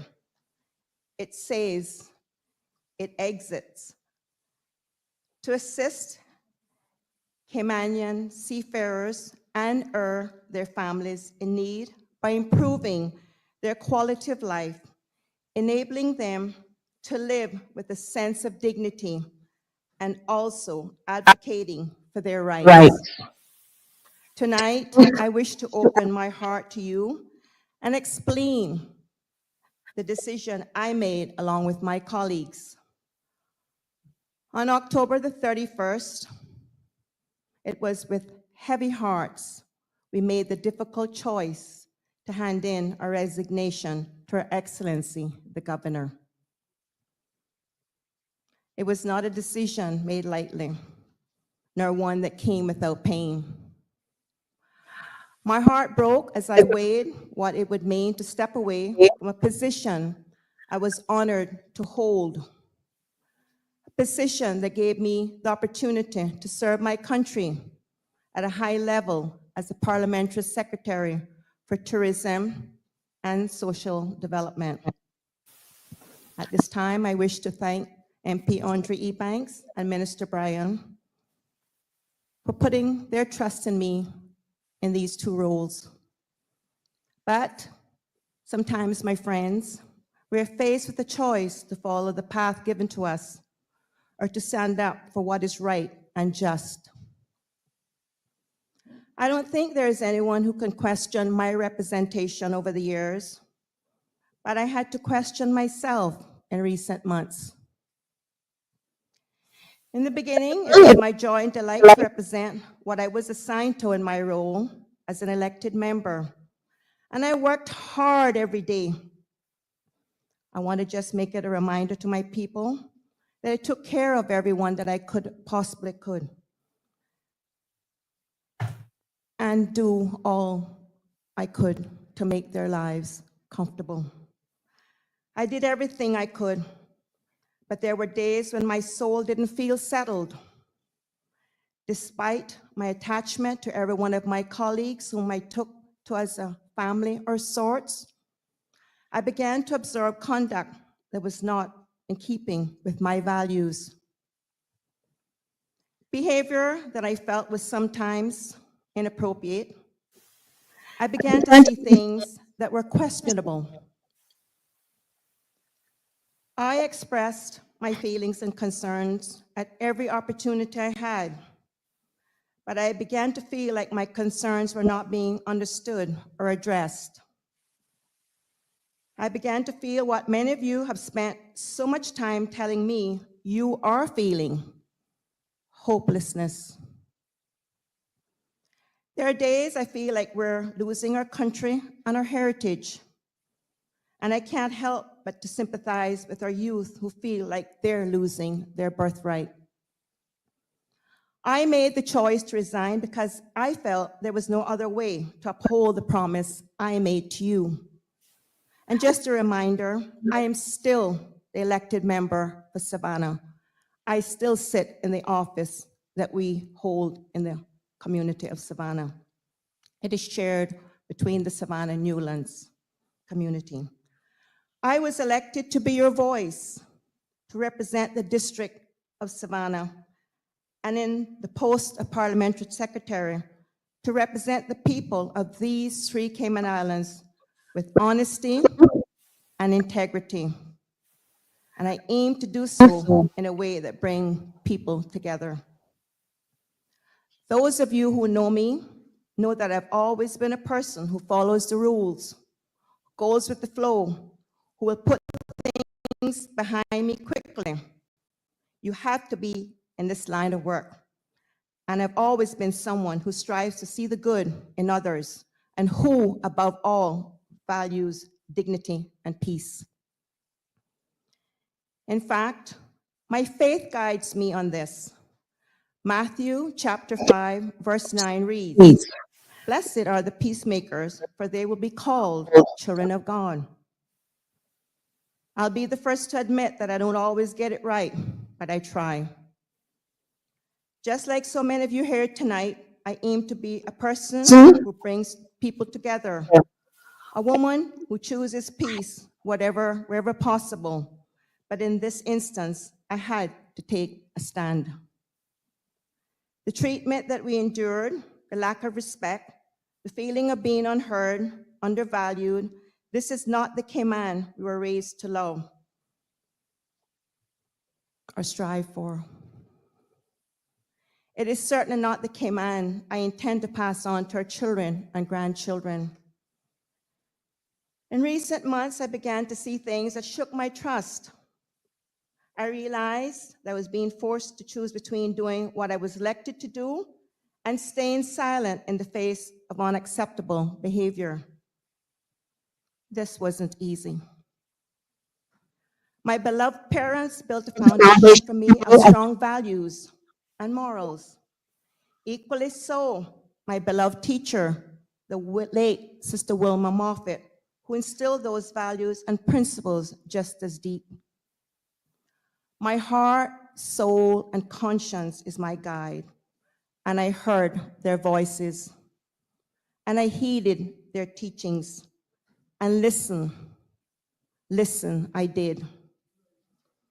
I listened to their now still quiet voices that continue guiding me, and some days those voices echo loudly.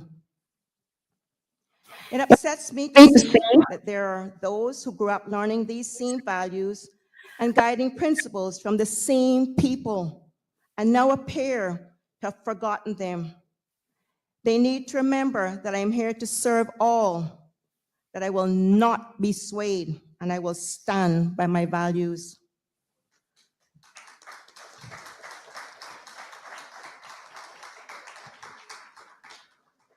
Thank you. I know I bring a softer approach, and I'm often seen as someone who is approachable, keeps the peace, and who believes in dialogue and respect. But I also know that you elected me to stand for what's right and to stand with dignity. And so I made my choice. My people deserve better. Enough is enough. Thank you. All right, folks. So almost 10 minutes, Ms. Heather spoke for, and I can tell you this because, again, we come with facts around here. So she spoke from 6:15, so that's 6 minutes and 15 seconds, up until 15 minutes in. Let me just see here. Yes. And so my question then becomes, 10 minutes, she explained, why she made her decision. Again, knowing her limited, someone said, well, what does a parliamentary secretary do? A parliamentary secretary is a member of parliament in the Westminster system who is like an assistant to senior ministers, right? So it's a step up from being just a regular MP. They're almost like shadow ministers a little bit, but they help out in different portfolios. So she said she was helping out in 2 different portfolios, one under tourism and one under community, what's it called again, with Mr. Andre Ebanks, right? So that's where NAU and that sort of thing falls under. So she was split between 2 ministers. So thanks Rashad, for letting us know that you vote in Bodden Town West. Someone says that you have political aspirations for running in Bodden Town West. So yeah. Okay. Well, let me make a suggestion to you, Rashad. If you have political ambitions for running in Bodden Town West, who you need to be focusing your time and energy on isn't even Heather Bodden. Bodden Town West is who? Chris Saunders? Yeah, you got a lot to unpack in that situation over there. So focus on that. Are there times that I feel like, again, Heather could speak up more and could say more? Absolutely. But my expectations are also very, very realistic of her. I know, for example, that she was one of the women at the tourism conference when McKeeva Bush was acting out, and that he would have touched her inappropriately and said inappropriate things to her.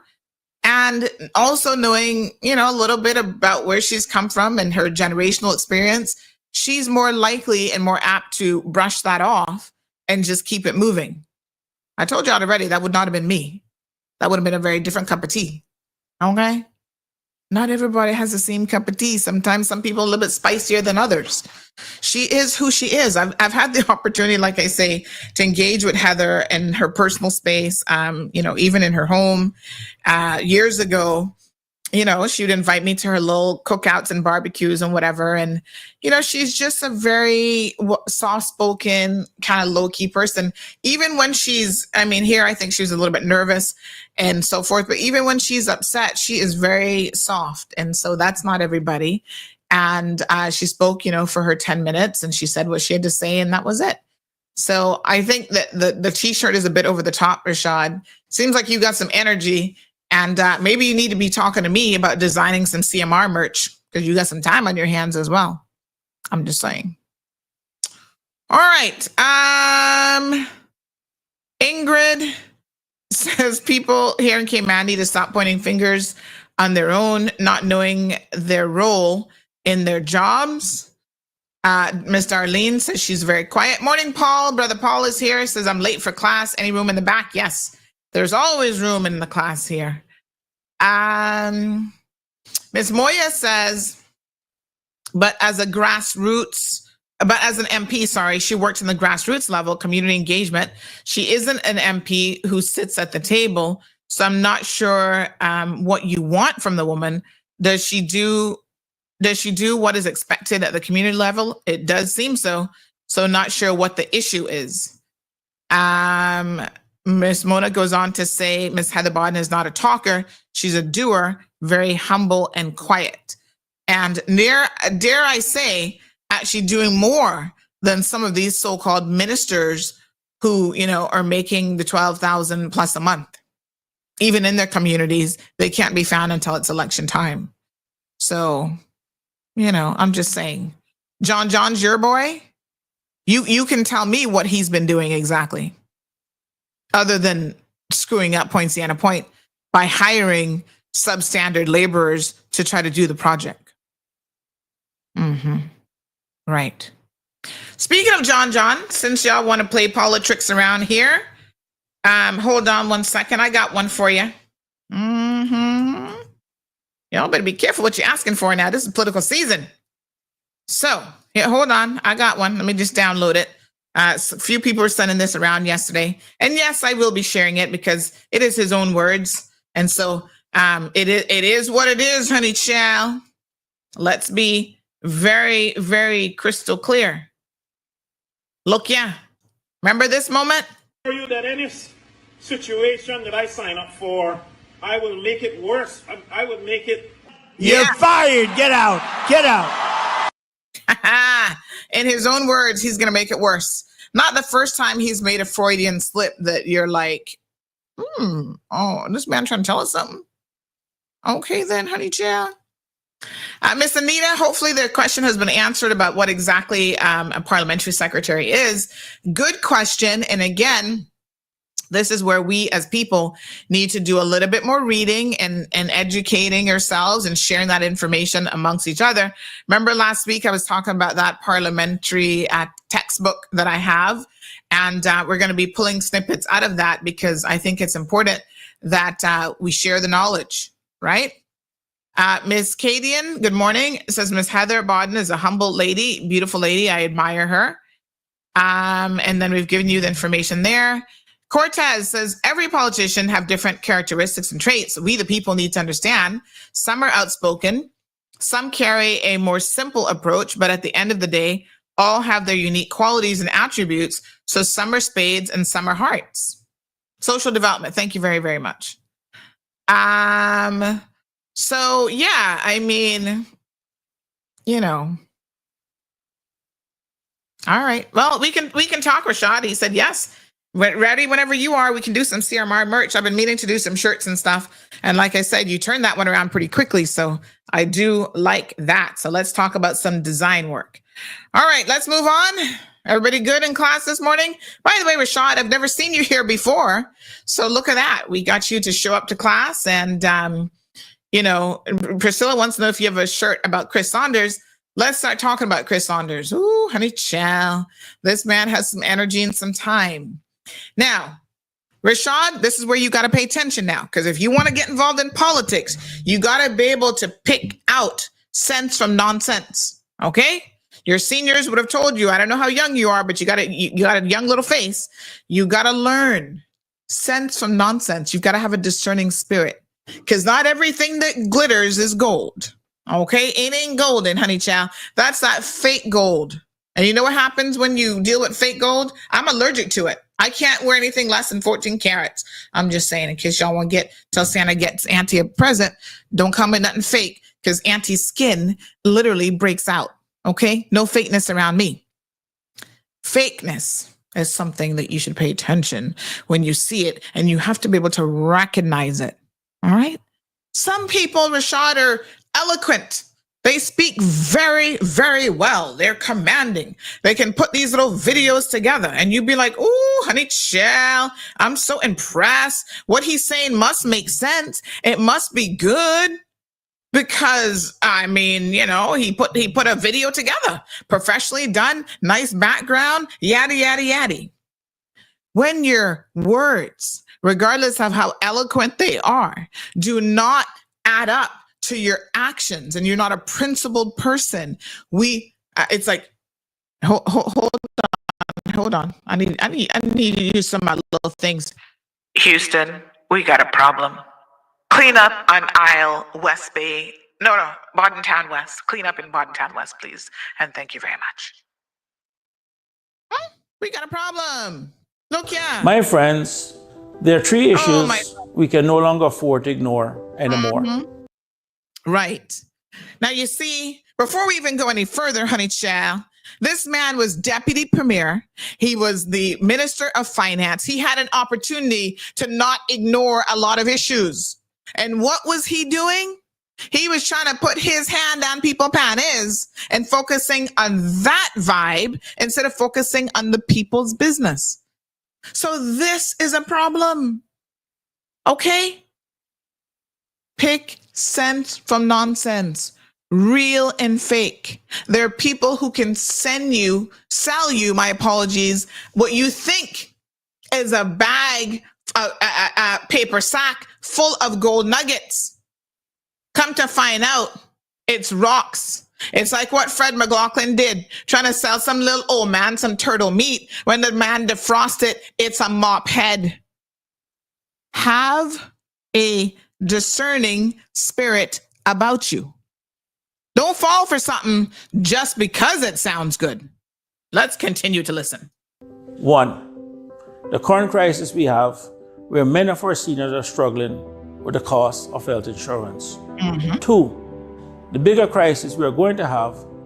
And by the way, Cineco and health insurance fell under him, right?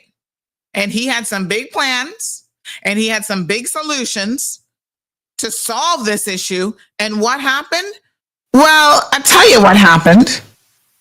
He introduced, or he claimed that it was him, so we're going to give him credit for it. Yes, Cineco is going to introduce, home coverage, car coverage, whatever. Have y'all called Cineco for a quote? I hate to be the bearer of bad news, but they're no cheaper than anybody else. So now you have Cineco getting involved in an industry, expanding their services, when some of y'all are like, can they please just get the health care that they offer, right? Offer more benefits. We can use eyeglass care, we can use dental and so on. But no, they've now expanded their portfolio. Fine, okay. But at what benefit is that to the average person if at times they're coming in either exactly the same price or even higher than your private provider that you have it with? Now, he talking about seniors and healthcare and this and that. Let's continue listening.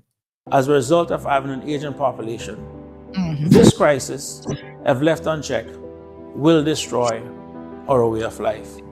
And 3, our monthly pensions have not and will not be enough to cover the cost of a proper health insurance plan in retirement. Your pension not gonna be able to cover health insurance? Let me tell y'all something. You know what is even worse? Is that this is the same man who strategically, on more than one occasion, allowed you to rape and pillage your pension fund. Said, oh, this is gonna be a benefit to you. And little did y'all know, because again, the devil's in the details. Y'all didn't pay attention. Oh, if I take money out of my pension, that's less money from retirement. This is the same man who claimed that I'm not going to have enough anyway, but now wants me to take it out. And I have to turn around and pay it back and pay extra and be penalized, my apologies, for taking it out to begin with. Yes. That's in the fine print of when you take money out of your pension. It's not free money. There's nothing in life that's free. So to be clear, now you're talking about, oh, we're going to have a pension problem? Maybe what you should have been doing is encouraging people to not touch their pensions, not at all. Because even if you don't touch it, you still will not have enough. And you need a plan B, C, and D to be able to add to your pension. Because once you become a pensionable age, 65, 75, they soon raise the retirement age, folks, to 95. We're going to be working till we drop down dead. We're going to be like Toto and what the other guy name was again? What was the husband's name? I can't even remember. But remember what he said? He said he going to have to work until he died to keep that young Honduran woman happy and pay the mortgage. He's accepted his fate. And the rest of us might soon have to realize that that's what it's going to be for the rest of us. You know, at the end of the day, retirement is not going to be no sitting on the beach with your feet kicked up, eating lobster tails all day. I'm just saying, let's continue to listen. Simply put, we can no longer ignore these 3 issues. Okay. Earlier this week, I filed a motion asking the government to establish a healthcare protection fund and also to enact legislation to charge an annual 2% fee on all real estate properties owned by foreigners, with 2 exceptions. Those 2 exceptions to this real estate property fee are properties owned by foreigners that are engaged in educational or medical services to the people of the Cayman Islands.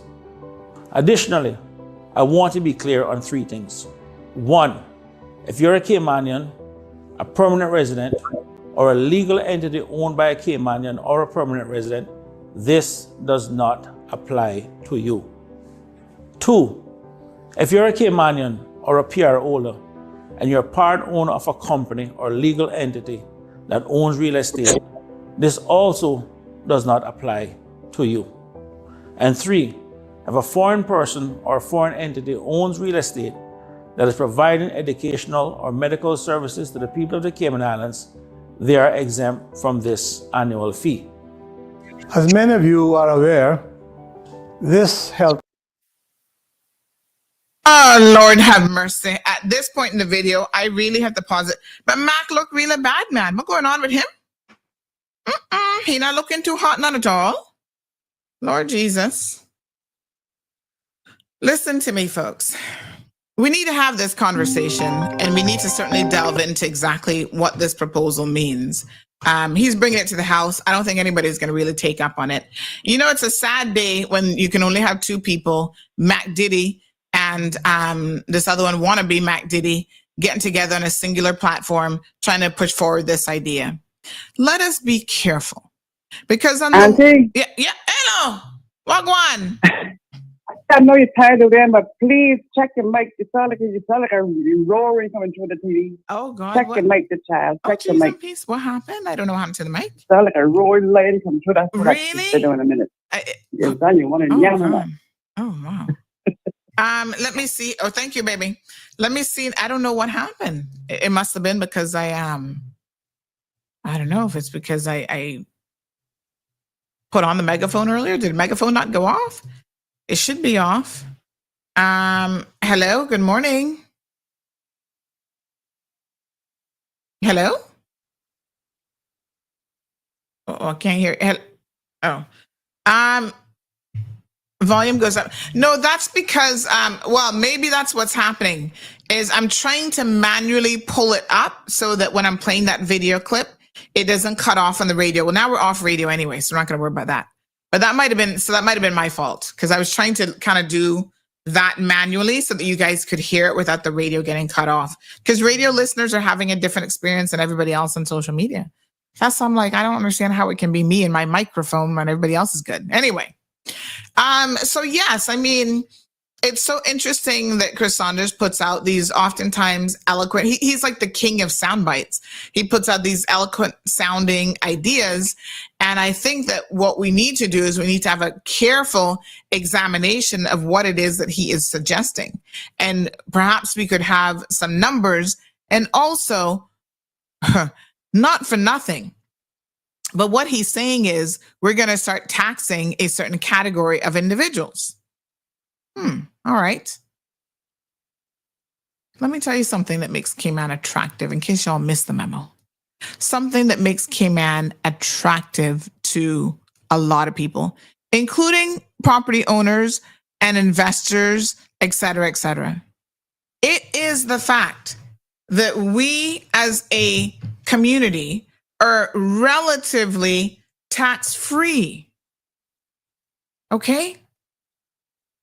So don't kid yourselves. The way to Caymanian prosperity is not to disenfranchise our foreign investors completely and to start taxing them. There's a lot of unintended consequences that will flow from that. First of all, I need y'all to show me one thing. Show me a country that starts taxing people on property and it's going to stop with a particular group of individuals. In other words, they start here, and where do they end up? Where do they go? One day it's coming for you. One day you will be paying property taxes as well. So, careful. You're on one side of the boat going, I'm going to put the hole on your side, and we're going to start sinking your side of the boat.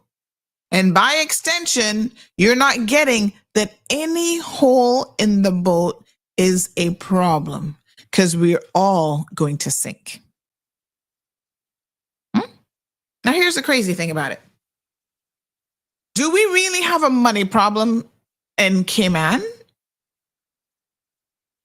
Yeah, some of you saying, going, yeah, Sandy, I do. We have a disparity between the haves and the have-nots. And that is growing, unfortunately, wider and wider by the day. How do you fundamentally fix that problem?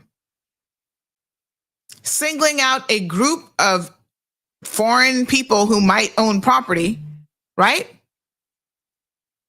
in order to get them to pay for our lifestyle. By the way, our lifestyle, which includes governments, including this government, who has no perception of fiscal restraint.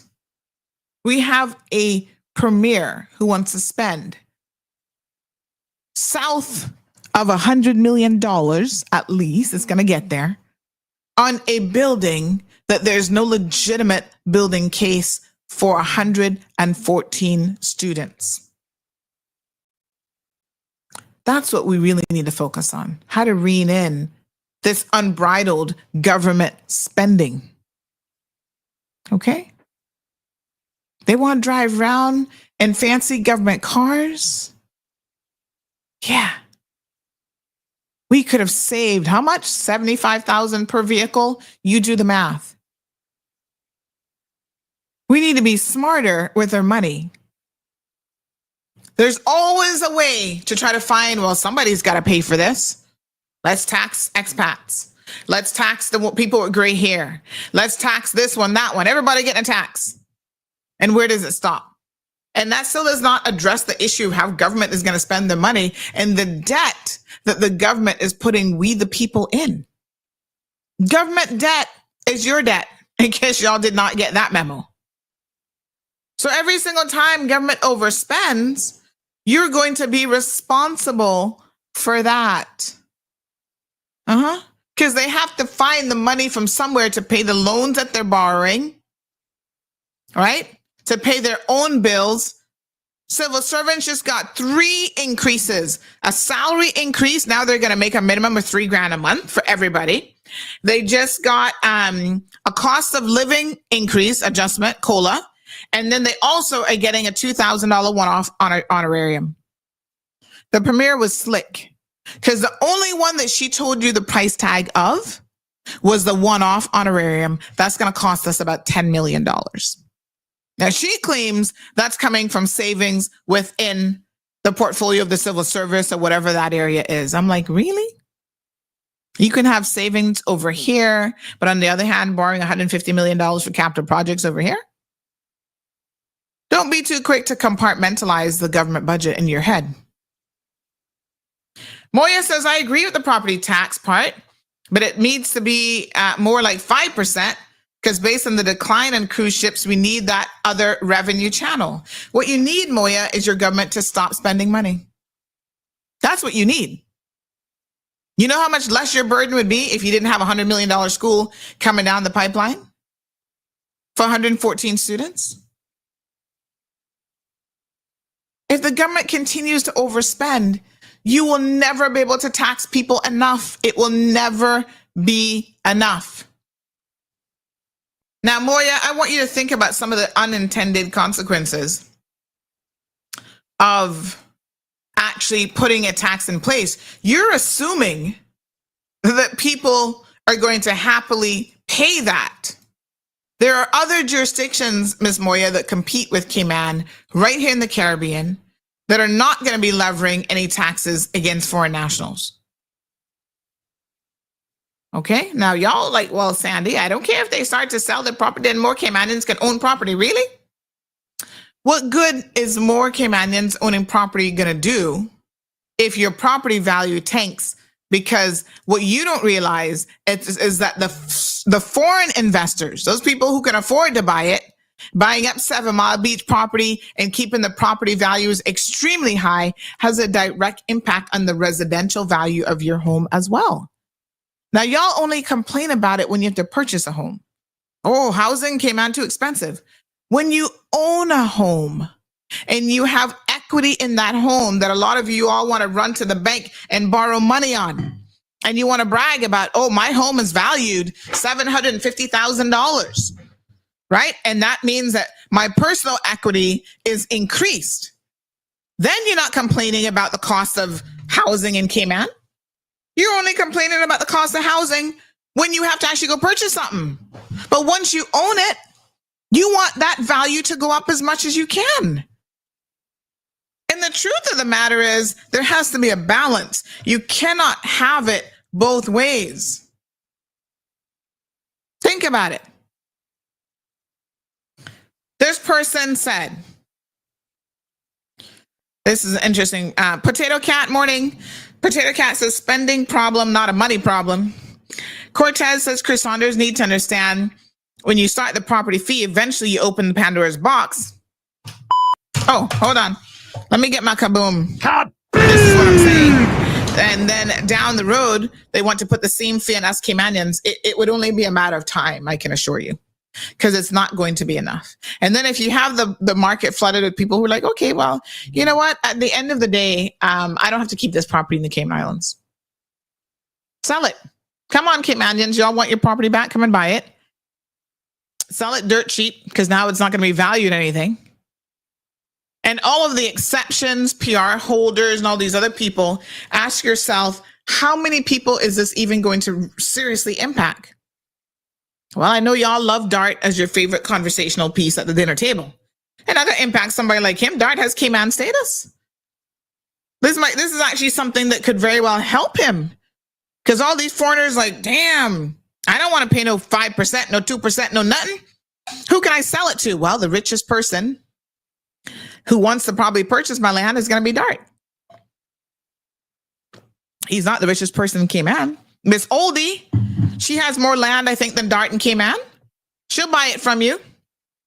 Rock bottom prices. And guess what? She's not going to be paying no property tax on it because she's a Caymanian. So who exactly are you going after again? But hold on a second, Sandy. How does this make sense? I can get to PR status by being a landowner. And once I'm a landowner, I'm exempt from paying this. So, gosh, that means that all of us should then go and apply for PR because we're certainly going to be able to get some points from owning land in this country. It's like, what?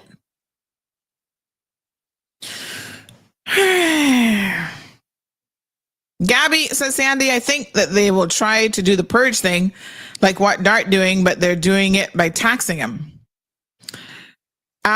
Andrew says income tax and then VAT tax. Cayman Islands does not export or manufacture anything. We import from a pin to an anchor. So real estate and real estate agents, beware, it's got to happen. The billions being pumped in here from other jurisdictions where those people skillfully evade the tax system is only for a time. Okay, interesting. Scott says, when are we going to get back to DES and the special needs portfolio that has been left in shambles by Mr. McElroy? I think we were talking about that day before yesterday, but we can get back to it again. Andrea says they invest here because of no tax. The moment you start taxing people, they'll just sell up and invest in another country. Don't do it. Live Happy says, I understand your point, but are investors truly investing? It appears to me that investors are using the Cayman Islands to invest in themselves and their shareholders. Well, I guess it depends on what you mean by investing. Purchasing land is an investment. Now, it sounds like what you're saying is you're hopeful that they actually purchase land and do something else with it, as opposed to just holding it. Okay. This person says, watch and see if this proposal by Chris Saunders doesn't create an increased demand for permanent resident status. I was more or less just saying that. To counter this, they need to tighten the criteria for PR/status as well. If this passes, they need to look at this from every angle and put mitigations in place for the unintended consequences of the law. And trust me, there are always, always, always unintended consequences. And I can think of at least 8 unintended consequences: increased demand for PR/status, increase in rental prices, reduce foreign investment in real estate, which may not be a bad thing. Well, it certainly depends on what happens to that real estate. Capital flight, increased governmental administrative burden, market inefficiencies, potential legal challenges, and a strain on local/expat relations, which, to be honest, I'm not too worried about. Well, I mean, okay. What a hot mess. Helen, all she can do is shake her head. My God, trust me, some days. So Aliana says, with all due respect, we need seasoned professionals and have this kind of talk with taxes with clear understanding and chalk it up to backyard chit chat because this is not for us. And not chalk it up to, he says, backyard chit. Yeah. No. Definitely. This needs to, listen, if we're even remotely thinking about this as a possibility, the experts need to come on board. And what we also need to have happen is we need to have jurisdictions where this has been deployed and actually been successful. And I ask you to show me where those are. We need those to be shown to us and see exactly what model they use, because oftentimes the devil is in the details.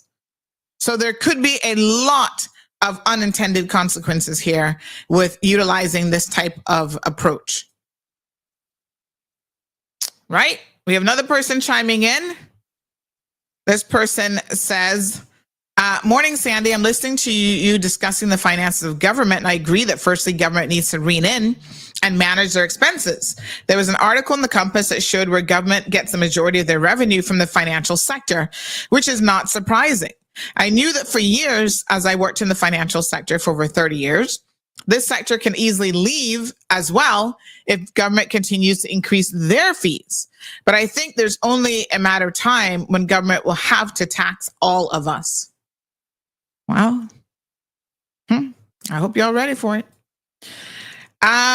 The other interesting thing about that comment with financial services, I have to wonder how much of those people are here, in the financial services industry, and also, let me buy a little piece of property, let me buy a little piece of land. And so the two could very well be impacted in that regard as well. Paul says that in Bermuda, they're going to be instituting a 15% corporate tax in 2025 on international companies there. Now, when you say international companies, does that mean exempt companies? Because those companies don't carry on business here. They might be registered in the jurisdiction, but they're not actually practicing any sort of business on shore. Good morning, caller. Good morning, Sandra. Morning, how are you? I'm all right. It actually needs to be a big picture approach. Government needs to stop spending frivolously, and as the old accusation goes, especially when it's approaching election time, they do this to, build edifices onto themselves as well as quote unquote buy votes by get emotional support from the one-night minister they can be. But also there is a reality is that there are international entities, hedge funds, and as well as very wealthy individuals coming here and land banking being that they look at this and they go, the laws of supply and demand are just very simple. The less land available, and then the sale, the higher the price. So they buy it, hold on for 2 years, and get a much higher return on their investment than they would at a bank or even in the stock market, because the stock market carries an element of risk. While buying real estate here always has an element of risk, history is proving that it's incredibly negligible and, in fact, pretty much non-existent if you go through the proper channels and have attorneys deal with the paperwork. So, to my point is that there's a concept there, and I've been preaching this since 2009, that we have to do something. Because at the end of the day, the knock-on effect that you were talking about, unintended consequences, well, the unintended consequences of allowing any and everybody from anywhere, no matter what size, whether it's an individual or a corporation, to come here and buy land, is that my children can't buy their own without my assistance. And so we then have to ask, who comes first, the chicken or the egg? And we have to live, and these are the hard calls we have to make. So the proposition that was put forward is not entirely flawed. And like anything else, right? You have a general concept and then you refine it. But it is definitely something that has to be addressed. I've been saying this for the longest time. We've created paradise for them. They make the money. It's almost like we make the money machine for them, They come in here, use it, and leave, and we're none the better for it. Now, there's other very wealthy individuals who come here, buy the land, develop it, and employ local businesses to develop and or once it's developed, to operate from and then create, make their own business and therefore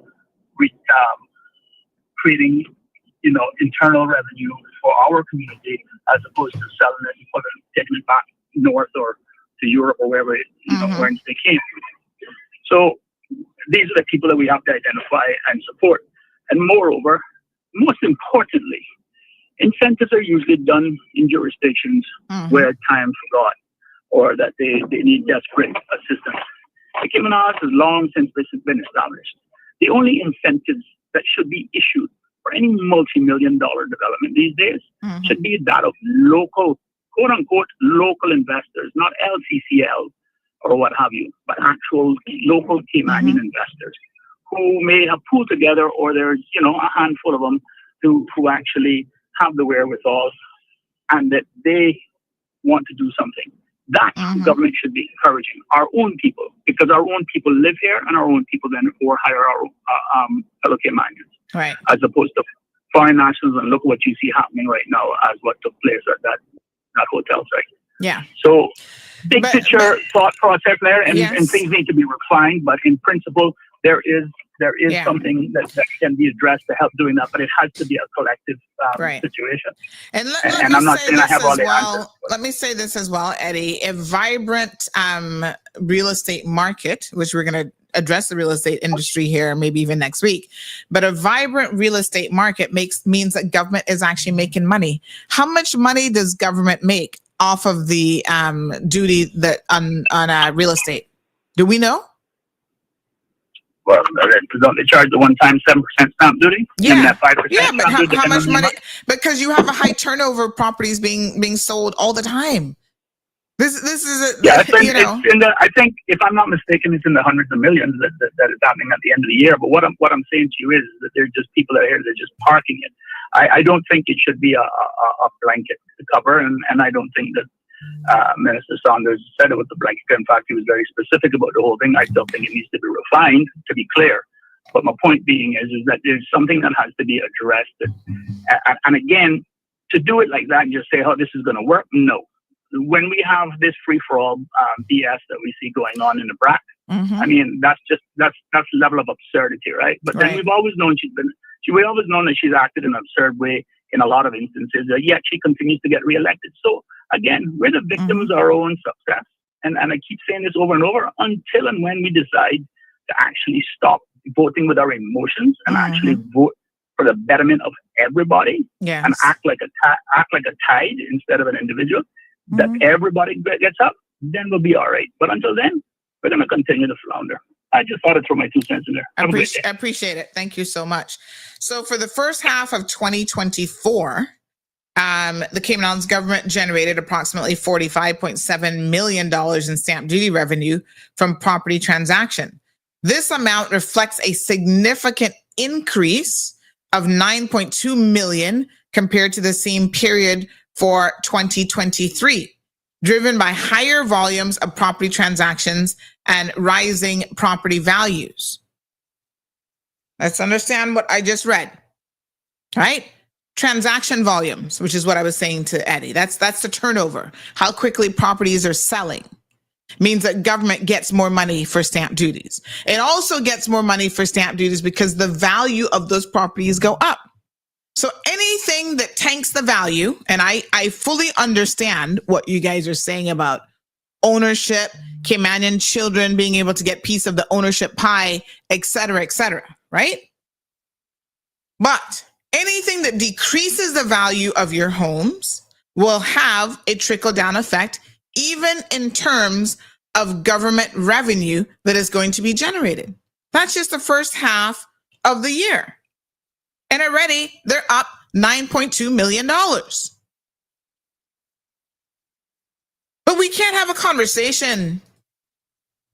Let me see what was the total amount for 2023. Let's see if we can get a figure.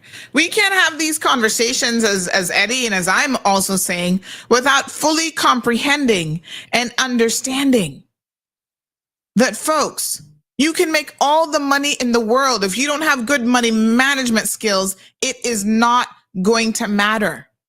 Why is it that we don't hear these MPs, Chris Saunders,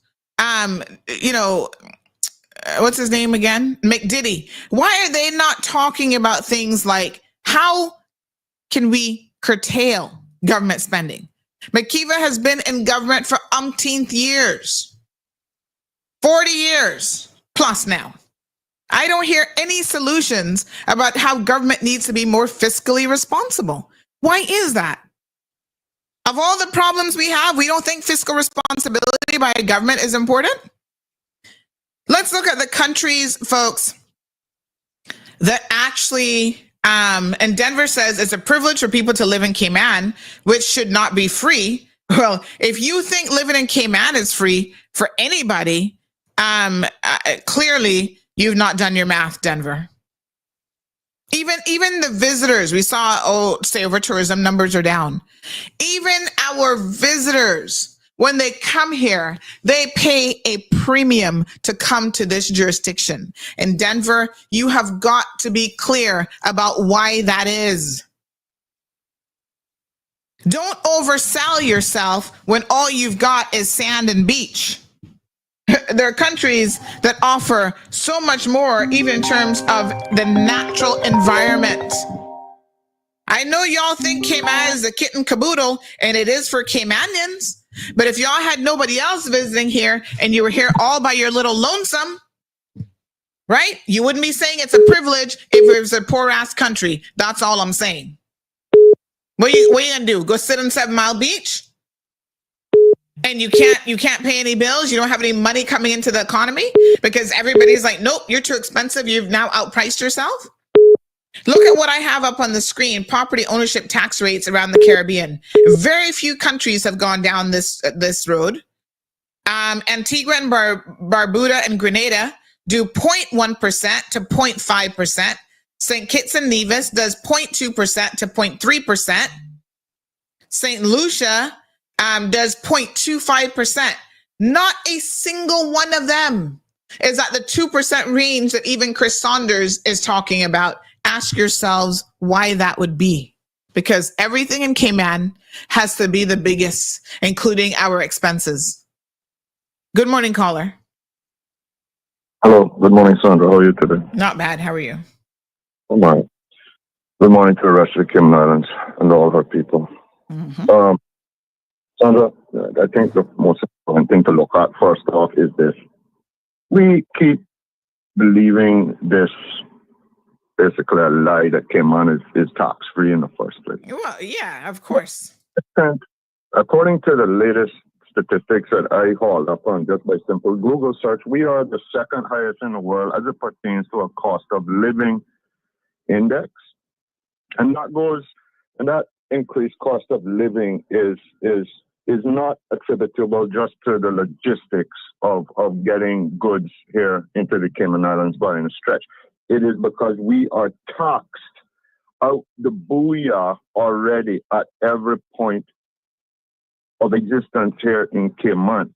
We have, the simple fact of the matter, that we have a level of monopolization of industry here in the Cayman Islands, which is part and parcel of it, whether it be energy production, whether it be goods and services, and down on the line. Now, you can talk about that and blame that and use that for political expediencies, which is what somebody like Chris Saunders is doing. Timing being a factor which you can look at it as it pertains to our electoral cycle, which is upcoming very soon.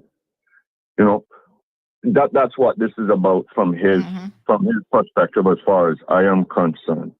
I am not against the idea of people not of the Cayman Islands being made to pay for the right to come in and purchase properties here at all. But as you have just spoken to, and the reality that Cayman to a degree has devolved into somewhat of a kleptocracy. Mm-hmm. You know, with those who take their privilege of being elected members and under the table use it for their own personal gain.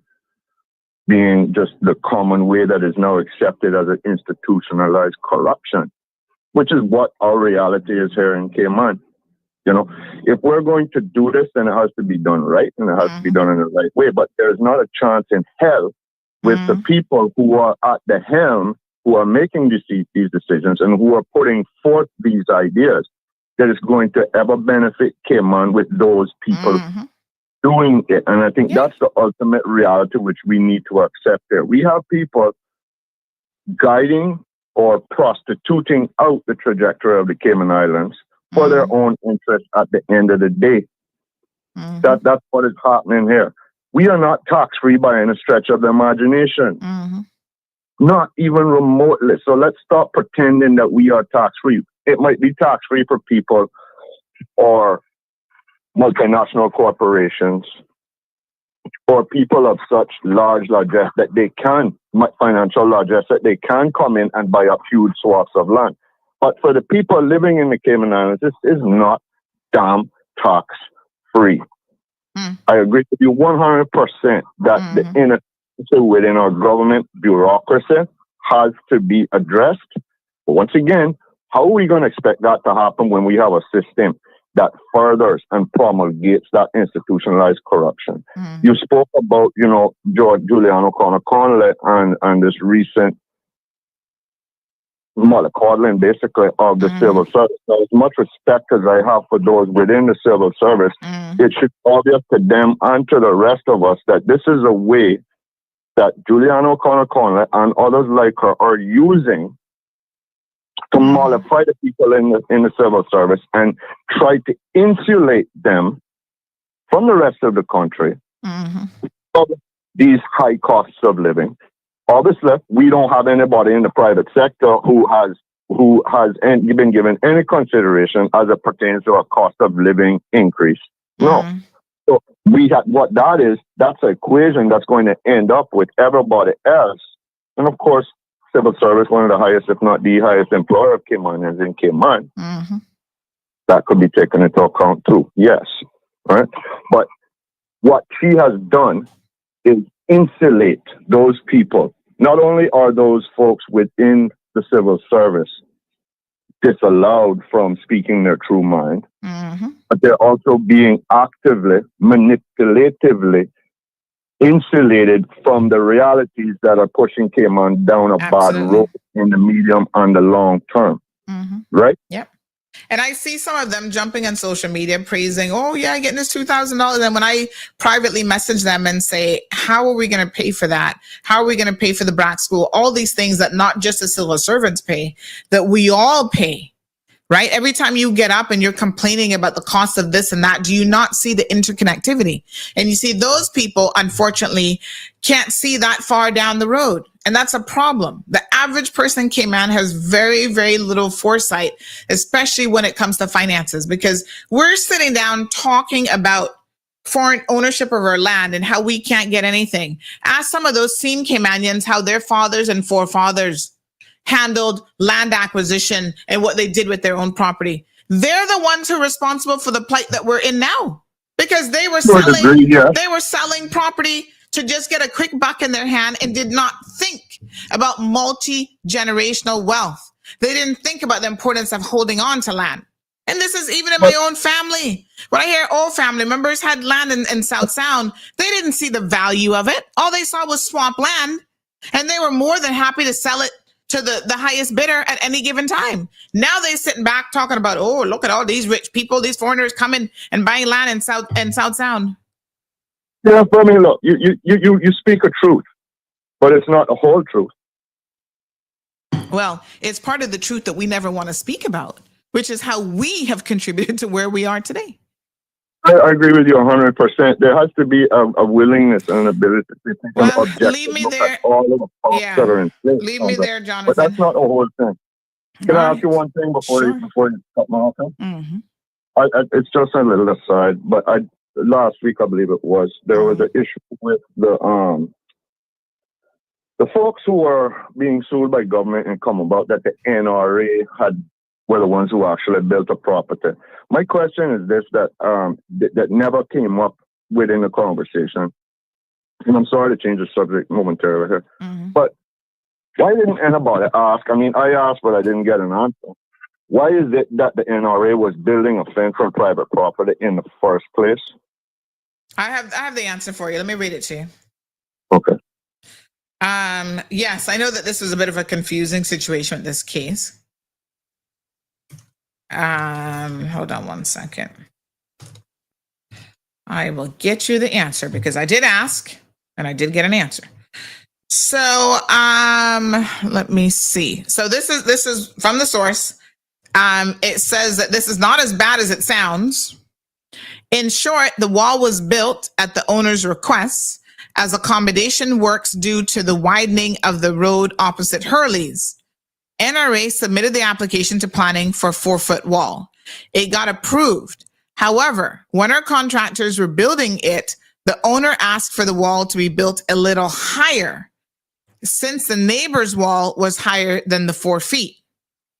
NRA should have requested an amendment to the planning permission, which more than likely would have been granted.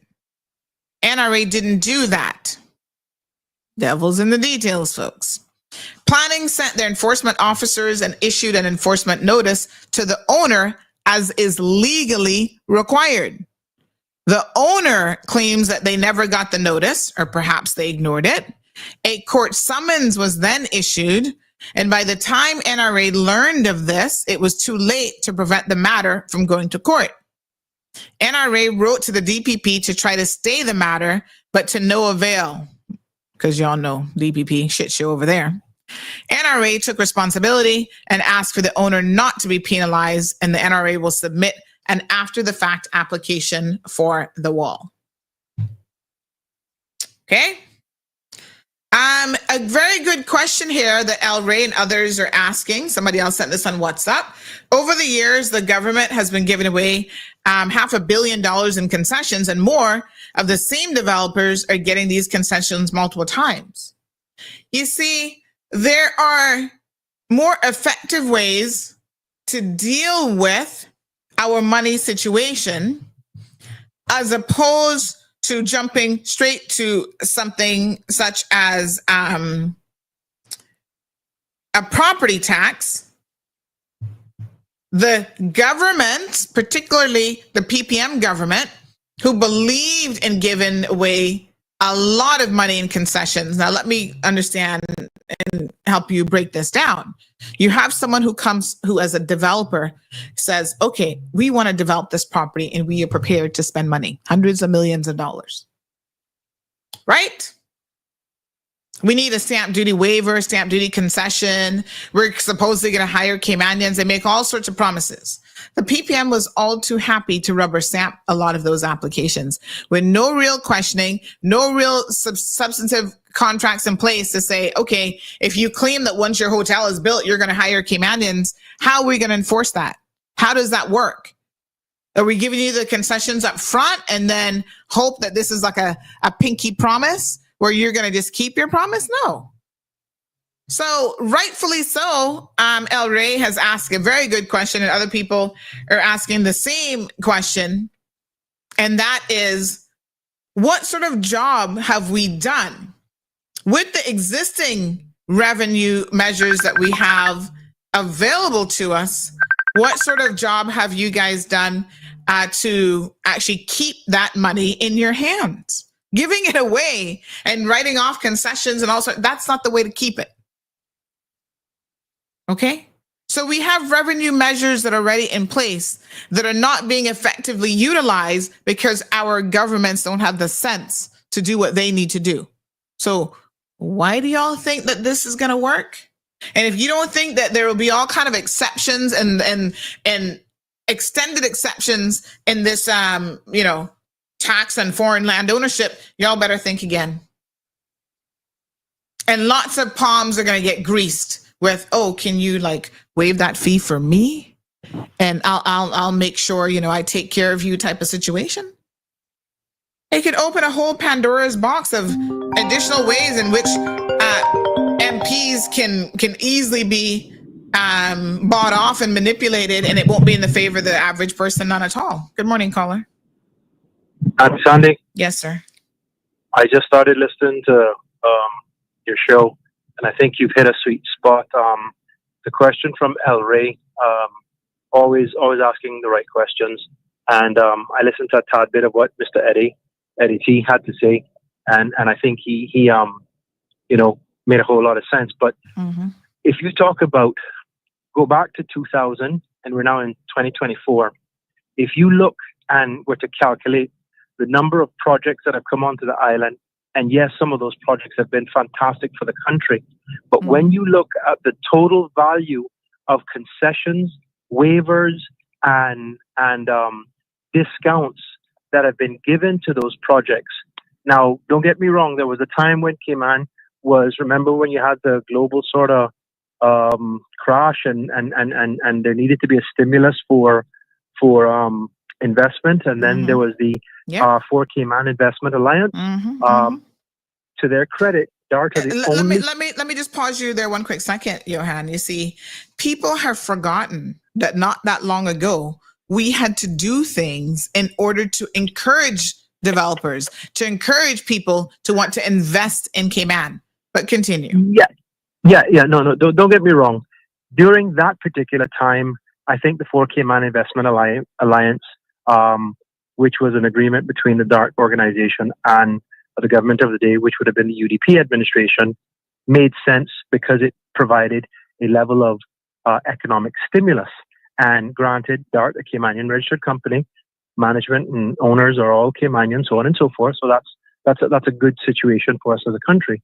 However, I can understand that and the concept of giving concessions during the down times, where what doesn't make any sense to anybody with any sort of basic brain power will be, how is it you give concessions at a time when there's a development boom, the economy is overheating, yet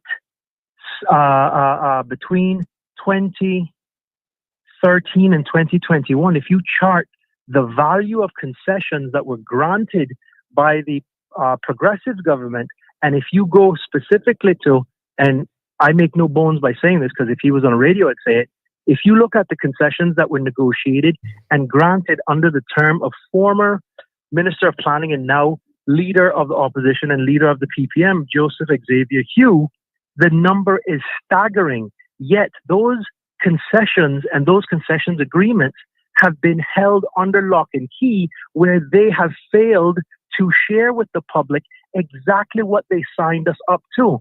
So if you can have the 4 Cayman Investment Alliance agreement in 2008, that is a transparent document that everybody in the world can see, how is it the PPM could have decided that they are not going to share the information because it's confidential? If you are negotiating money, giving away money, offering waivers that you don't offer to Caymanians, because if I build 2 apartments or if you build 4 apartments, we're paying every single thing. We get no duty waivers. If you are building low income, medium income housing, you're not getting any waivers either. So how in the world can the PPM or any government, and Joseph Hugh, who's now desperate to be the leader of the country, say that they are doing things and they're pro-development in the best interest of the country when they can't be transparent with the deals that they negotiated, signed, and benefited from during their term? But to make matters worse, if you look at those projects that are under construction and are massive, have been approved, go and find the number of Caymanians on those work sites. Go and find the number of Caymanian-owned subcontractors, and go and find businesses that are compliant with our laws and regulations. There is none. So you don't have Caymanians benefiting at the pre-construction stage. You're probably not going to have any Caymanians employed at the post-construction phase. And yet they're going to tell us that government has to negotiate. You have to negotiate with who?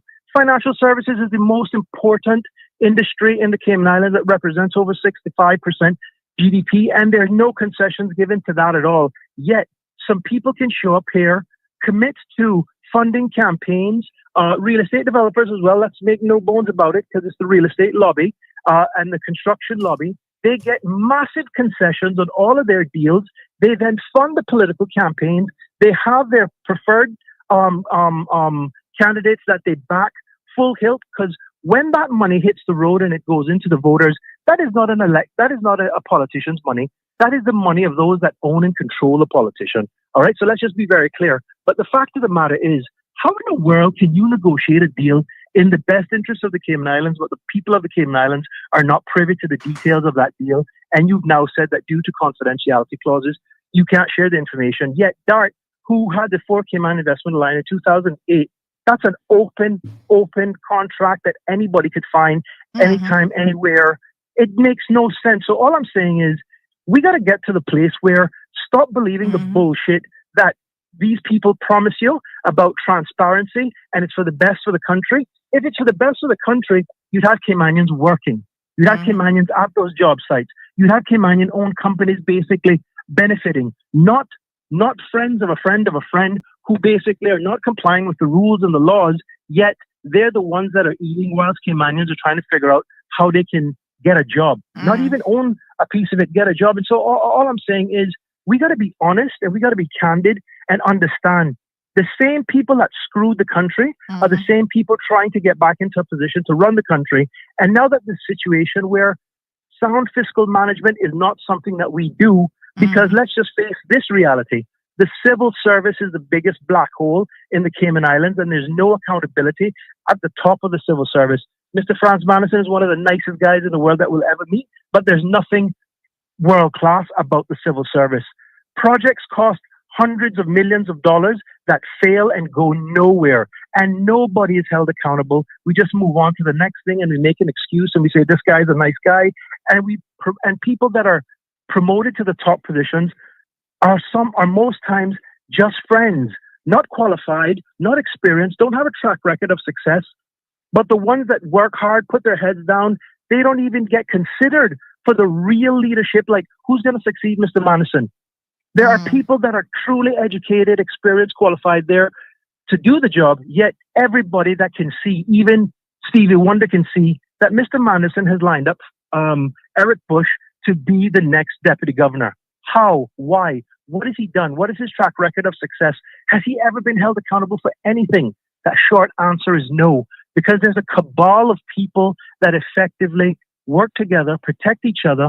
They look after certain business interests as well. And so the machinery keeps going. People are hurting at the middle and the bottom end of the scale, but the people at the top, they understand. Get control of, get friendly with, buy and influence the people that make the decisions so that the madness can keep going. There are some companies here in Cayman that have done a fantastic job for this country. DART is one of them. If you look at the number of Caymanians that they hire themselves, you can't knock the record. And to me, the key criteria is, how many Caymanians have you hired? How many Caymanians have you trained? How many Caymanians have you developed?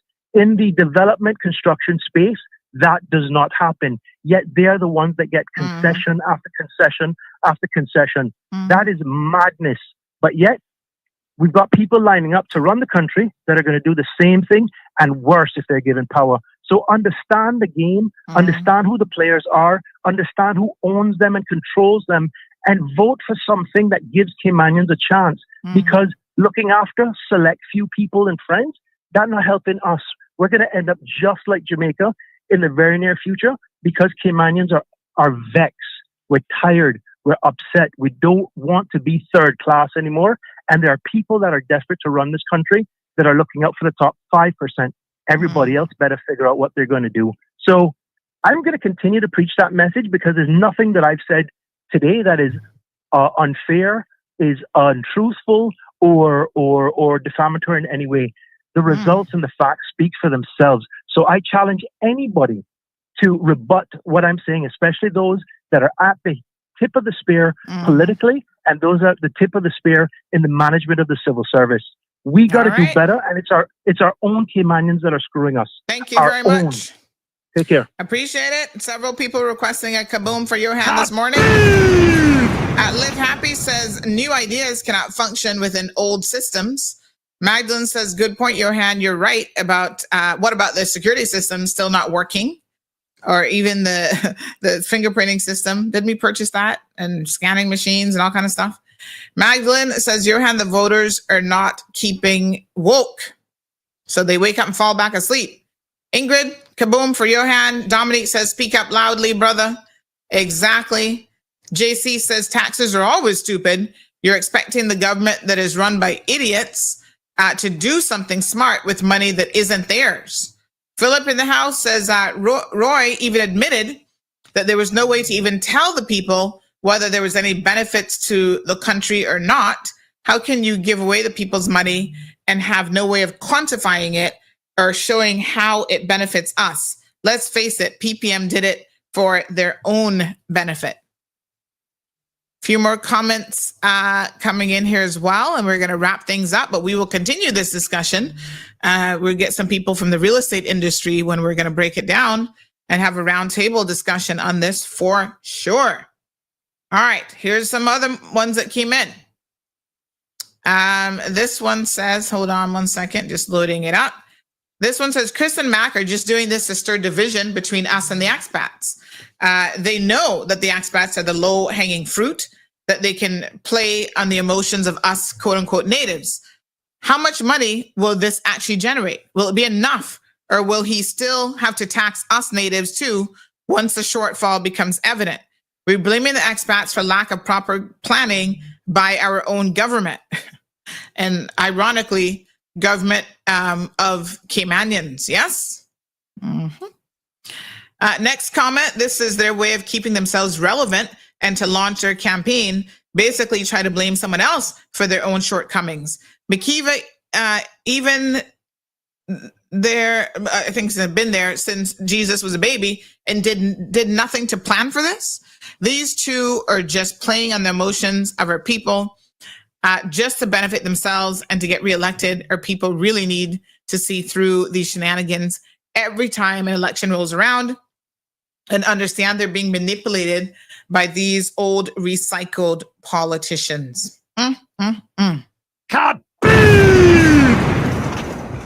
All right, honey chow. Miss Sandra says, yes, give Johanna kaboom. Cortez says, I would like to know if Mr. Moxham is running in 2025. Yes, sir. Reb says, we operate in a capitalist society. Sometimes it's unfair and ugly, but it works. Does it really? Live Happy says, this needs a whole Sunday afternoon discussion. Ooh, honey child, don't worry. We coming back to it. Not to worry, not to worry. Tell us ahead of time when the realtors are coming on so we can get our questions ready. It is going to be fire. Ooh, yes, sir. All right, no worries. So listen, great discussions this morning. Thank you guys so much for participating. We have to chip away at these things. Rome wasn't built in a day. And I think one of the problems is sometimes we don't have these types of discussions as clearly and perhaps in the amount of detail that we should. So I really aim to try to make that part of the ongoing discourse here on the Cold Hard Truth. We need to break it down, and we've got different people from different walks of life, different levels of understanding.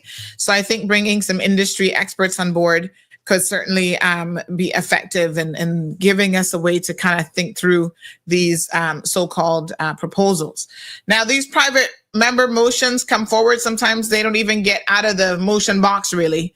They're just thrown out there. And look at the track record of some of these MPs. How many private member motions have they brought?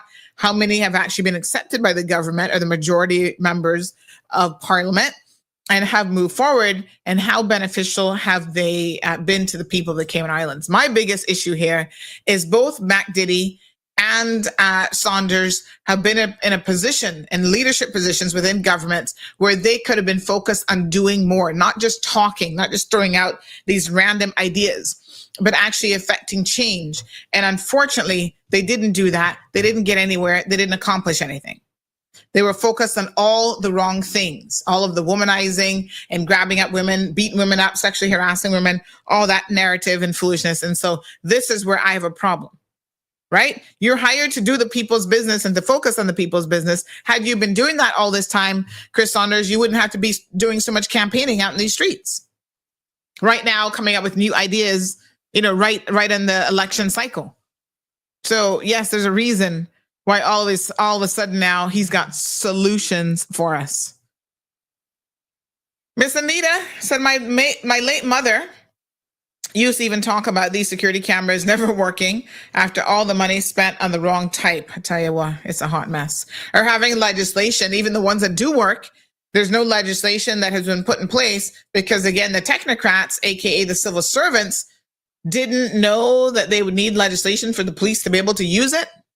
So they catch the murder on camera, and it's still not admissible in a court of law because the legislation has not been put in place to allow them to do so.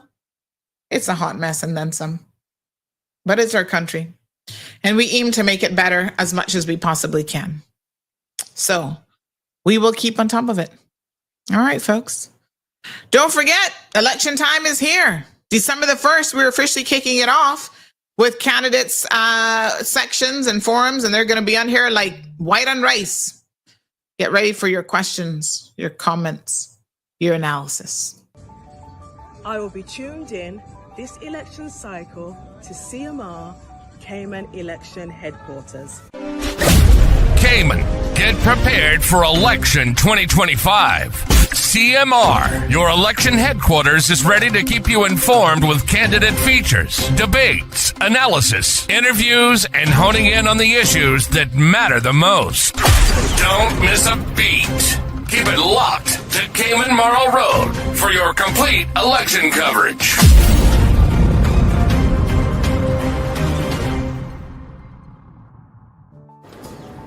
Hey Cayman, this election season, I'll be tuned in to Cayman's election headquarters, CMR, who else? So let's get informed and let's vote smart. Bye! Cayman Mall Road is always keen to bring you the latest news first as it happens. So we've switched on WhatsApp channels to make it more convenient for both you and us to get all of the latest news alerts, traffic alerts, and everything else that's happening in your community. It's really, really simple to join the channel. First, just make sure that you've got the latest version of the WhatsApp application installed on your smart device. Then scan the barcode that you see here on the screen. That's going to open up the channel page and gives you the option to follow it. So you're going to want to click on follow. Then step number 2, at the top right-hand corner, you're going to see the button that says turn on notifications. It's the little bell, so simply click on it and it'll turn it on because by default, notifications are off for channels. And then that's pretty much it. At the bottom of your phone, when you're in WhatsApp, you'll see an area called updates, and that is where you'll click to see the WhatsApp channel, and all of your daily updates will be there. And you can even go back to when the channel was first set up several months ago and see everything that's been posted. It's a great way to keep up with CMR and everything that we're posting to bring you Cayman's latest news.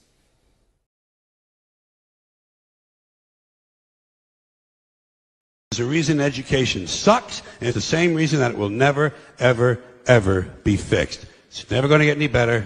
Don't look for it. Be happy with what you got. Because the owners of this country don't want that. I'm talking about the real owners now. The real owners, the big wealthy business interests that control things and make all the important decisions. Forget the politicians. The politicians are put there to give you the idea that you have freedom of choice. You don't. You have no choice. You have owners. They own you. They own everything. They own all the important land. They own and control the corporations. They've long since bought and paid for the Senate, the Congress, the state houses, the city halls. They got the judges in their back pockets. And they own all the big media companies, so they control just about all of the news and information you get to hear. They got you by the balls. They spend billions of dollars every year lobbying to get what they want. Well, we know what they want. They want more for themselves and less for everybody else. But I'll tell you what they don't want. They don't want a population of citizens capable of critical thinking. They don't want well-informed, well-educated people capable of critical thinking. They're not interested in that. That doesn't help them. That's against their interest. That's right. Great news, Cayman! Tim Hortons is finally open and ready to serve you. Start your day right with our delicious all-day breakfast, or grab a box of our famous Timbits and a dozen donuts for a sweet treat. Need a quick pick-me-up? Swing by our drive-thru for your favorite espresso drink anytime. We're open weekdays from 5 a.m. and 6 a.m. on the weekends, closing 9 p.m. and 10 p.m. on Fridays and Saturdays, with 2 entrances at the Shamrock Road Roundabout in Red Bay. It's time for Tim's. Thank you for tuning in to another episode of The Cold Hard Truth on Bobo 89.1 FM. Cayman's #1 talk show is live weekdays from 7:30 a.m. Never miss an episode again. Watch anytime on CMR's Facebook and YouTube channels for the latest show episodes. Don't forget to follow us online on our social media channels. And visit CaymanMarlRoad.com for all the latest news and community happenings.